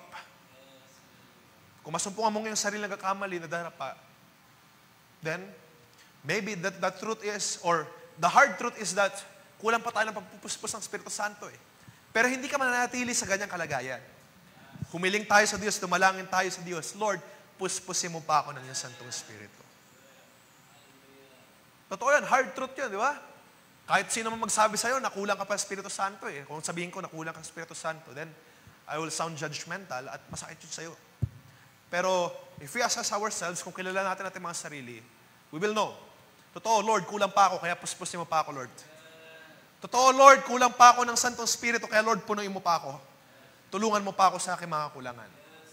Then, lahat ng mga addictions, lahat ng mga bagay na nidanas mo, little by little, from glory to glory, from faith to faith, papalayain ka ng ating Diyos sa mga bagay na yan. May pagtatagumpay, sapagkat ang ating Ama sa langit ay tapos na nagtagumpay. Okay? Yun yung key na item na gusto kong iwan sa inyo. Katulad ng pangaral kanina, tayo yung mga anak ng Diyos. It's who we are. It's who we are. Don't lose hope. Kung tayo may mga dinadanas sa mga addictions, at kung tila ba parang marami ka nang ginawa ng mga bagay, pero hindi pa rin parang dumidikit sa'yo, hindi pa rin totally nawawala sa'yo, kinakailangan mo lang magpatuloy gumawa na mabuti. Magpalinis at huwag hayaang bigyan ng puwang ang kaaway. Kung makagawa ang kaaway, kung makapasok siya doon sa moment na hindi mo inaasahan, lumapit agad sa Diyos, humingi ng tawad. Magpalinis, magpahugas. And then, ganun ulit. Mabuhay ng maayos, mabuhay ng isang Kristiyano, mabuhay ng tapat. At kapag nakapasok ang kaaway, Lord, tulungan mo ulit ako, tulungan mo ako. I'm sorry.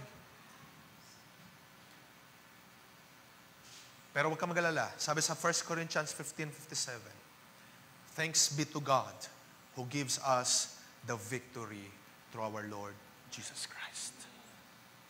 So therefore, my beloved brothers and sisters, ito ang aking iiwan, be steadfast. Be steadfast. Kasi kung minsan, kapag nasumpungan mo yung sarili na addicted sa gantong bagay, sometimes nagkakaroon tayo ng kaisipan na ganito na lang talaga ikaw. But it's not what God defines you. It's not It's not the thing that God defines who you are. Hindi ka dinedefine ng Diyos as someone who is addicted, as someone who is struggling in this sin, as someone na ganito, someone na sa ganyan. Ang definition sa'yo ng Diyos, you are pure, you are righteous, you are loved. Oh my God. Diba? Yun yung mababasa na sa Bible eh. Inaring ganap, righteous, pure, justified. Yun yung definition sa'yo ng Diyos. At huwag ka mag-alala. Darating panahon. And right now, He can send it. Ang pagkatagumpay para sa iyo. Para sa ating lahat. Sa lahat ng mga dumadanas ng mga ganitong mga struggles na kasalanan. Kilala ninyo sarili ninyo. Hindi ko na kailangan kayo isa-isahin kung ano mga struggles ninyo, kung ano yung mga pinagdaanan ninyo. Again, bago ko makalimutan, as a reminder, i-utilize natin yung mga ate, mga kuya, makakatulong yan sila in the faith. So if you're struggling sobra-sobra sa computer games, sa online, Facebook, mag-open up tayo, then they will pray for you. Pero kung tila ba all hope is lost, iniisip mo na parang wala makatulong sa'yo, huwag ka mag-alala. Sapagkat ang sabi sa mga kasulatan, ang Diyos ay tapos na nagtagumpay. At ang pagkatagumpay ay pagkakaloob niya sa'yo. Thanks be to God who gives us the victory through our Lord Jesus Christ. So kaya sa atin, be steadfast. Panghawakan lamang ang Diyos sa pangako niya. Manatili lamang sa pangako niya. Wag manghina ang loob. Magtiwala lamang na kaya kang linisin ng Diyos. Be immovable. Wag mo hayaan na ma-shake ka ng kaaway. Ganyan ka talaga. Yan yung ugali mo. Be immovable. Nakatayo ka sa salita ng Diyos. Nakatayo ka sa bato ng Diyos. Ikaw ay anak ng Diyos. Be immovable. Sabihin mo sa kaaway, ako ay anak ng Diyos. Marami pa mang kahinaan, marami pa kinakailangan matutunan, pero ako ay anak ng Diyos. So be immovable. Always abounding in the work of the Lord.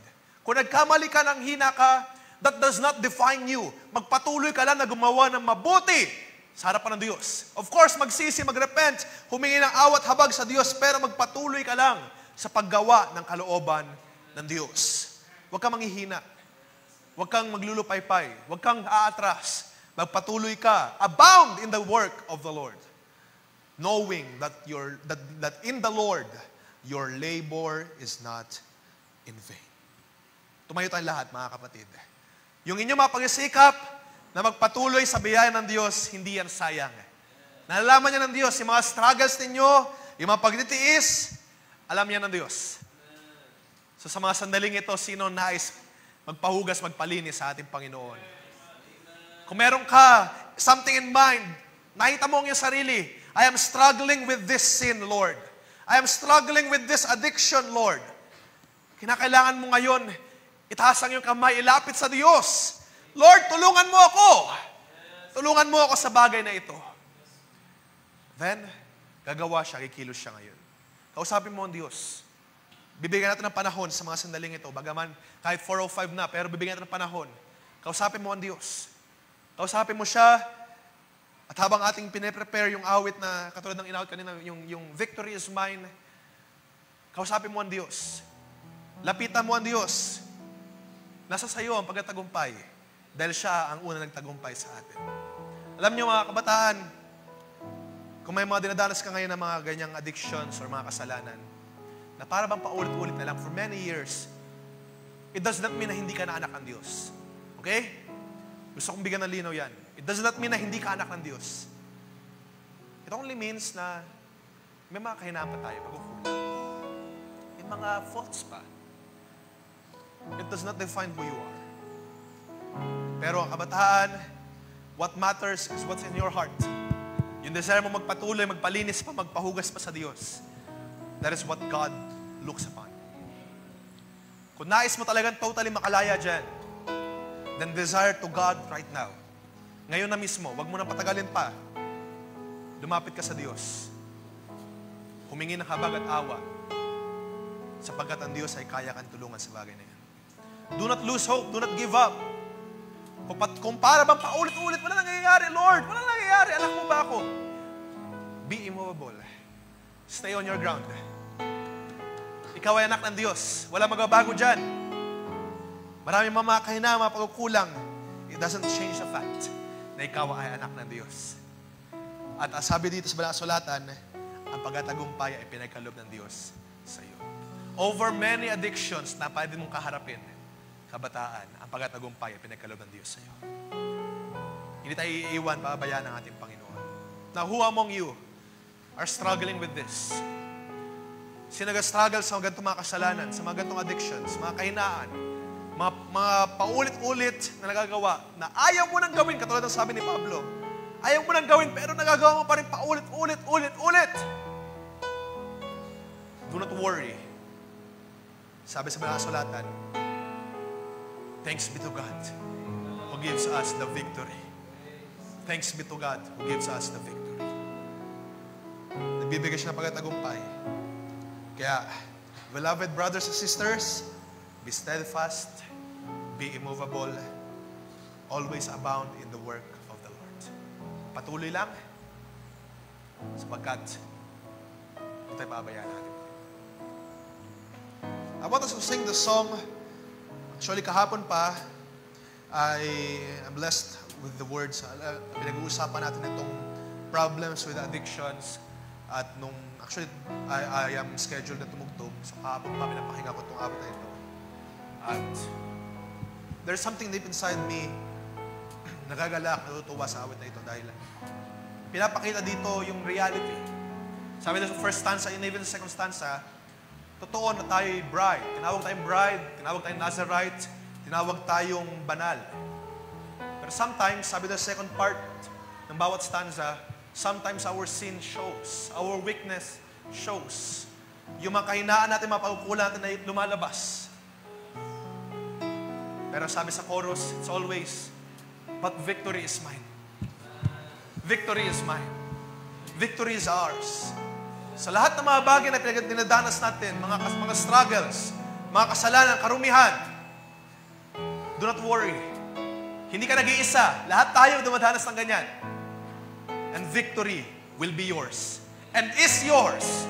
Sapagkat ang ating Diyos ay nagtagumpay. So, panghawakan mo yan, kabataan. Panghawakan natin yan. Awit natin ito na may kagalakan, na may pag-unawa sa ating inaawit. At bayaan ng Diyos na kapurihan sa amin.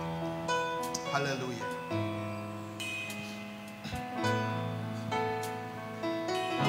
Let's praise Him. Let's glorify Him.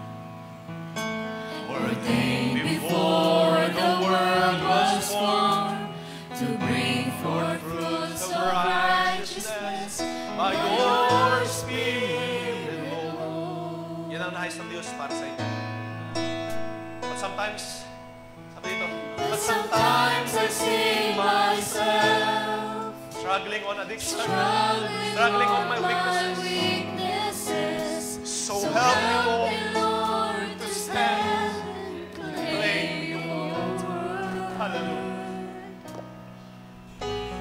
Victory is mine. Victory is ours. We will not give up.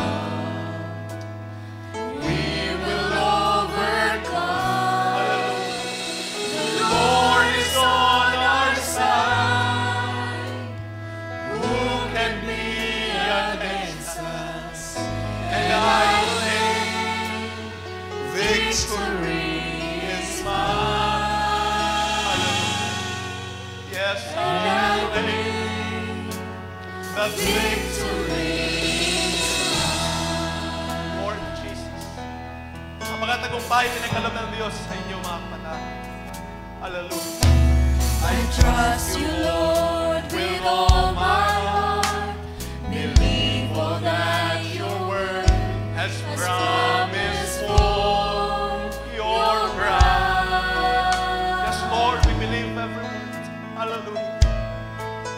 She's the final voice to this final age.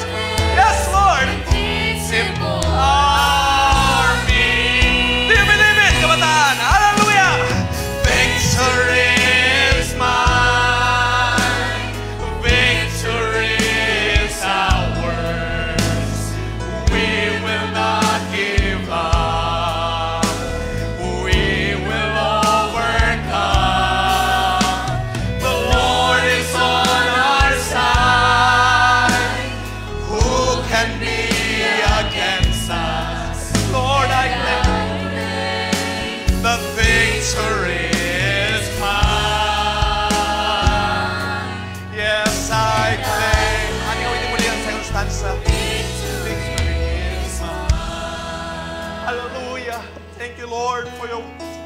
Thank you, Lord, for the victory. Pinagkita mo sa mountain. I trust the Lord. With all my heart, Let's trust Him. believe all that Kaya tayong baguhin. Kaya niyang ibigay magtatagumpay sa iyo ngayon. For you are the bride of Christ. That is who you are. Hallelujah.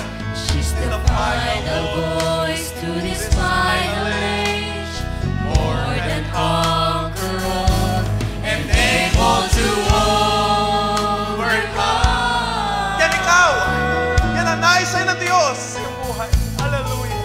She's a bride that's wrinkled free. Hallelujah. Yes, oh God. We believe. I am a part of that. Kasama ba kayo mga kabataan? Kahit kami kainan, I am a part of that. Hallelujah. Victory is mine. Victory is ours. We will not give up. We will overcome. The Lord is on our side. Who can be against us? And I claim victory is mine. Yes, I claim that victory is mine. Let's sing the bridge. Hallelujah, hallelujah. Many are wounded in this battle. Hallelujah. So many are wounded and so tired. Eh, may nabago na. Hallelujah. But something inside us keeps on telling us, press on, and you will make it true. 'Cause victory is mine. Amen. Victory is ours. We will not give up. We will overcome. The Lord is on our side. Who can be against us? And I claim that victory is mine. Hallelujah. Yes, I claim that victory. Let's sing it again with all our hearts. Hallelujah. Victory. Victory over sin. Victory over addiction. God has given it to you, kabataan. Hallelujah. Hallelujah. Hallelujah. Overcome. The Lord is on your side. Who can be against us? And I claim that victory is mine. Yes, I claim that victory. Let's sing it again. Hallelujah. Victory is mine. Yes, victory is mine. Victory is ours. We will not give up. Do not give up. Kaya ng Diyos. You will overcome those sin, those addiction. The Lord is with you. The Lord is with you. Lumapit ka sa Diyos, and He will help you. Hallelujah. Oh, glory. Yes, I claim that victory. Let's sing it again. Hallelujah. Oh, glory, Lord. Victory is mine. Victory is ours. We will not give up. Oh, we will overcome. With faith, I believe it, Lord. The Lord is on our side. Who can be against us? And I claim victory is mine. Yes, we claim the Victory is mine. Lord, we claim victory is mine. Hallelujah. Hallelujah. Praise the Lord Jesus. Ang pagkatagumpay, pagkakalob sa iyo ng Diyos ngayon. Ang pagkatagumpay, pinagkakalob sa iyo ng Diyos. Hallelujah. Hallelujah. Hallelujah. Glory to Jesus. If the Son has set you free, you will be free indeed. Sa mga nais na lumaya sa mga ganitong mga bagay, lumapit ka sa Diyos. I'm calling everyone right now. I'm encouraging everyone right now, if you have something that you are addicted to, now is the time na iluhod mo sa Diyos. Ngayon ang panahon para lumapit sa Diyos. Huwag mo nang hayaan lumipas pa ang mga sandali. Huwag mo nang hayaan lumipas pa ang panahon. Habang tumatagal ang panahon na nanatili ka sa kalagayan na yan, lalo ka nalalayo sa Diyos. Lalo ka naaagaw ng kaaway. Ito ang panahon na para tanggapin mo ang pagkatagumpay na pagkakalob sa iyo ng Diyos. Sapagkat ang Diyos natin ay nagtagumpay na over sin, over death. So lumapit ka sa Diyos. Kung nakikita mo na ito'y pangailangan mo, Lord, kailangan ko lumaya sa bagay na ito. Inimbitahan ko ang sino man na lumuhod, lumapit, humingi ng habag at awa sa Diyos. Cry out to God. Ask for help to God. Lord, kailangan ka namin. Kailangan ka namin, O Diyos. Cry out to God. Cry out to Him. Kailangan mo ang Diyos, kabataan. Kailangan natin ang Diyos sa mga bagay na ito. Hindi mo kaya sa iyong sarili. Kailangan mo ang Diyos. Hanggang kailan pa tayo magmamatigas? Hanggang kailan pa tayo lalayo sa Diyos? Kailangan mo ang Diyos. Sa mga sandaling ito, kung nakikita mo ang iyong pangailangan, inimbitahan ko ang sino man na lumuhod, lumapit, umibig, humingi ng awa sa Diyos. Ito ang panahon, hindi na bukas. Ito ang panahon na lumapit ka sa Diyos. Paano kung bukas bumalik ang Diyos at ikaw ay masumpungan sa bagay na ito? Lumapit ka sa Diyos, kabataan. Humingi ng habag at awa. Huwag mo na palagpasin ang oras. Huwag mo na palagpasin ang sandali. Humingi ng habag at awa sa Diyos. Hallelujah. Hallelujah. Hallelujah. Ang pagkatagumpay ay pagkakalob sa iyo ng Diyos ngayon, kabataan. Ikaw, brother, ikaw, sister, na ngailangan ngayon, na nais mong lumaya sa gantong mga tukso, gantong mga kasalanan, lumapit ka, itaas mo yung kamay at magtiwala ka sa Diyos. Ipagkakalob ng Diyos sa pagkatagumpay ngayon. Ipagkakalob ng Diyos ang kalayaan ngayon. Ipagkakalob ng Diyos ang kalakasan ngayon. Ipagkakalob ng Diyos ang kagalingan, ang lahat-lahat. Ipagkakalob ng Diyos ngayon. Lumapit ka sa Diyos. Lumapit ka at ikaw ay tutulungan ng Diyos. Hallelujah! Hallelujah! Lumapit ka sa Diyos. Hingin mo ang habag at awa ng Diyos. Hallelujah. Ito ang panahon para lumapit sa Diyos. Kausapin mo ang Diyos. Kausapin natin ang Panginoon Kristo Jesus. Hallelujah. Hallelujah. Hallelujah. Purihin ka, O Diyos. Salamat sa kalakasan. Salamat sa pagkatagumpay. At nainiwala ako ng lubos.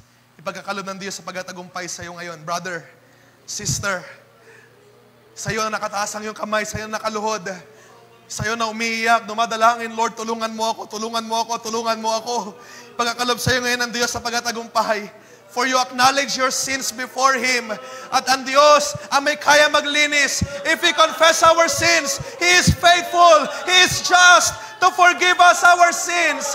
And He will help you right now, at this very moment. Tutulungan ka ng Diyos at hindi ka niya babayaan. Andiyan ang Diyos kasama mo. At tutulungan ka niya sa iyong pangailangan. Lumapit ka lamang sa Diyos. Lumapit ka. Sama-sama tayo manalangin.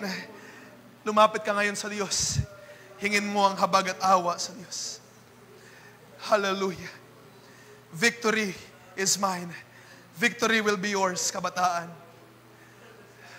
Tutulungan ka ng Diyos sa mga sandaling ito. Hindi ka pabayaan ng Diyos. Hallelujah. Hallelujah. Praise God. Praise God. Glory to Jesus. Lord Jesus. Dapat ka papurihan, luwalhatiin, pasalamatan. Hallelujah. Glory to God. Salamat sa iyong pagbaba at pagkilos sa aming kalagitnaan. Kabataan, nandito ang Diyos ngayon sa ating kalagitnaan. Kung nangangailangan ka ng tulong ngayon, kausapin mo siya, nandito siya. Hindi ka niya pabayaan. Kasama mo ang Diyos. The Lord is on your side. Ngayon na idalangin mo, Lord, help me sa gantong kasalanan, gantong karumihan na nagagawa ko paulit-ulit. Help me, Lord, in my struggle sa social media. Help me, Lord, in my struggle sa paglalaro. Help me, Lord, in my struggle sa pornography. Lord, help me, Lord, sa mga bagay na ito. Tutulungan ka ng Diyos. Hindi ka pabayaan ng Diyos. Sa bawat isa na ngailangan ngayon, taas niyo ang inyong mga kamay. At lalapit tayo ngayon sa ating Panginoon sa mga sandaling ito. Manalangin tayo sa pagkatapos. Nainiwala ko ng lubos na ikita ng Diyos ang inyong mga kamay, ang inyong mga dalangin, ang inyong pangailangan. Hallelujah. Purihin ang ating Panginoon. Ngayon ang panahon para kausapin mo ang Diyos. Hallelujah. Panginoon namin Diyos, sa mga sandaling ito, nais na magpasalamat, magbigay ng papuri sa iyo, sapagkat ikaw ang Diyos na napakabuti sa mga buhay. Karapat dapat kang pasalamatan na Diyos. Karapat dapat kang papurihan. Karapat dapat kang luwalhatiin sa aming kalagitnaan. Sapagkat, O Diyos, napakabuti mo sa amin. Ikaw ay tapat sa aming mga buhay. Ikaw ang Diyos na hindi nagbabago. Ikaw ang Diyos na natiling totoo sa iyong mga salita mula noon hanggang ngayon. Panginoon namin Diyos, humihingi kami ng habag at awa sa iyo. Humihingi kami ng tulong sa iyo, Diyos. Tulungan mo kami sa aming mga kahinaan. Tulungan mo kami, O Diyos, sa mga pangailangan. Hindi namin kaya nag-iisa, O Diyos, kailangan ka namin sa mga buhay. Kailangan ka ng kapatid na ito, O Diyos, na nakaluhod ngayon dumadalangin sa iyo. Kailangan ka ng sino man nakataas ng kanilang kamay, nare-recognize nila, O Diyos, na hindi nila kaya sa kanilang sarili. Kailangan ka namin, O Diyos. Nakikita mo, Diyos, sa mga puso na nagsasabi, Lord, kailangan ka namin sa aming mga buhay. Kailangan namin ng kaligtasan. Kailangan namin ng kagalingan sa mga bagay na ito. Kailangan namin ng pagpapalaya, O Diyos, sa mga bagay na ito. Diyos, tulungan mo kami. Babag ka sa aming mga buhay. Kabagan mo aming mga kapatid, ang bawat isa. Mabag ka sa mga kabataang ito, Diyos. Bigyan mo sila ng pagtatagumpay. Bigyan mo sila ng kalayaan.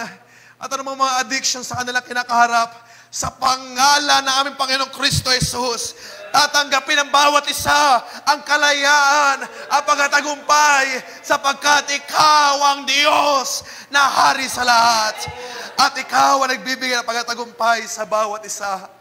Papurihan ka, O Diyos, luwalhatiin ka sa buhay ng mga kabataang ito. Nakikita mo ang desire ng bawat isa. Nakikita mo ang mga dalangin, ang mga pangailangan.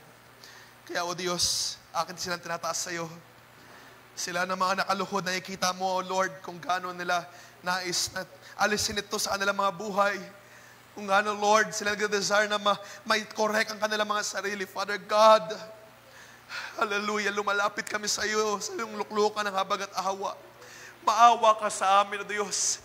Maawa ka sa mga kabataang ito, sa bawat isa. Maawa ka sa mga nag-struggle, sa mga paulit-ulit na kasalanan. Maawa ka sa mga struggle sa addiction. Maawa ka, O Diyos, sa mga kabataang ito na hindi nila makontrol ang kanilang sarili. Lord, kahabagan mo kami at tulungan mo kami sa mga pangailangan. Tulungan mo kami, O Diyos. Hallelujah, hallelujah. Ayaw namin malayo sa iyong presensya. Ayaw namin malayo, O Diyos, sa iyong gawain. Ayaw namin malayo, O Diyos, sa iyong pagbabalik. Nais namin ang kalayaan na nagmumula sa iyo. Kaya sa mga sandaling ito, sa pangalan ng aming Panginoong Kristo Jesus, aking pinopronounce ang kalayaan, ang pagkatagumpay para sa bawat isa na sumasampalataya. Ang Diyos ang nagbigay na pagkatagumpay sa mga sandaling ito. Hallelujah, hallelujah, hallelujah, hallelujah. Karapat dapat kang mapurihan at luwalhatiin ang iyong mga banal. Hallelujah. O Diyos, nagpasalamat kami sa mga sandaling ito.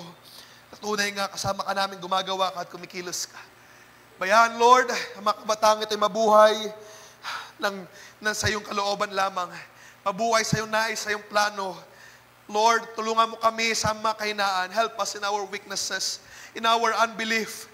Na kung dumating man ang mga pagsubok, ang mga testing, mga trials, ang mga temptations, Father God, panghawakan namin ang iyong salita. Tulungan mo kami, O Diyos, na panghawakan ang iyong kalooban. Na hindi mo kami tinawag sa ganitong kalagayan. Tinawag mo kami sa mamataas na dako. Tinawag mo kami, O Diyos, sa mamataas na kalagayan. At yun ang nais mo para sa bawat isa. We are not called to stay in the mire of sin. We are called to serve the Lord. For we are sons and daughters of our God. Hallelujah, hallelujah. Ito ang aming pinangahawakan, O Diyos. Kaya sa mga sandaling ito, mapasalamatan ka, mapurihan ka, maluwalhati ka. Salamat sa napakainam na panahon, napakainam ng mga sandali to give you glory, to serve you, to praise you, to glorify you with all our hearts. Kapasalamat kami, O Diyos, sa iyong paggawa at pagkilos sa mga kabataang ito. Natunay nga, Lord, nangungusap ka, humihipo ka ng puso, gumagawa ka, kumikilos ka sa aming kalagitnaan. Pagpalain mo, Diyos, ang bawat isa, ang aking dalangin, Lord, palakasin mo sila, pagtibayan mo, ilayo mo sa mga gawa ng kaaway. Tulungan mo sila, O Diyos, na mailayo ang kanilang mga sarili sa ganitong mga temptation, sa mga gawa ng dyablo. At bigyan mo sila ng pagkatagumpay. Sapagkat Ikaw, O Diyos, ay tapos na nagtagumpay sa lahat ng mga gawa ng kaaway. Kami rin naman ay magatagumpay. Kami rin naman ay may pagkatagumpay sa iyong pangalan, O Diyos. Hallelujah, hallelujah.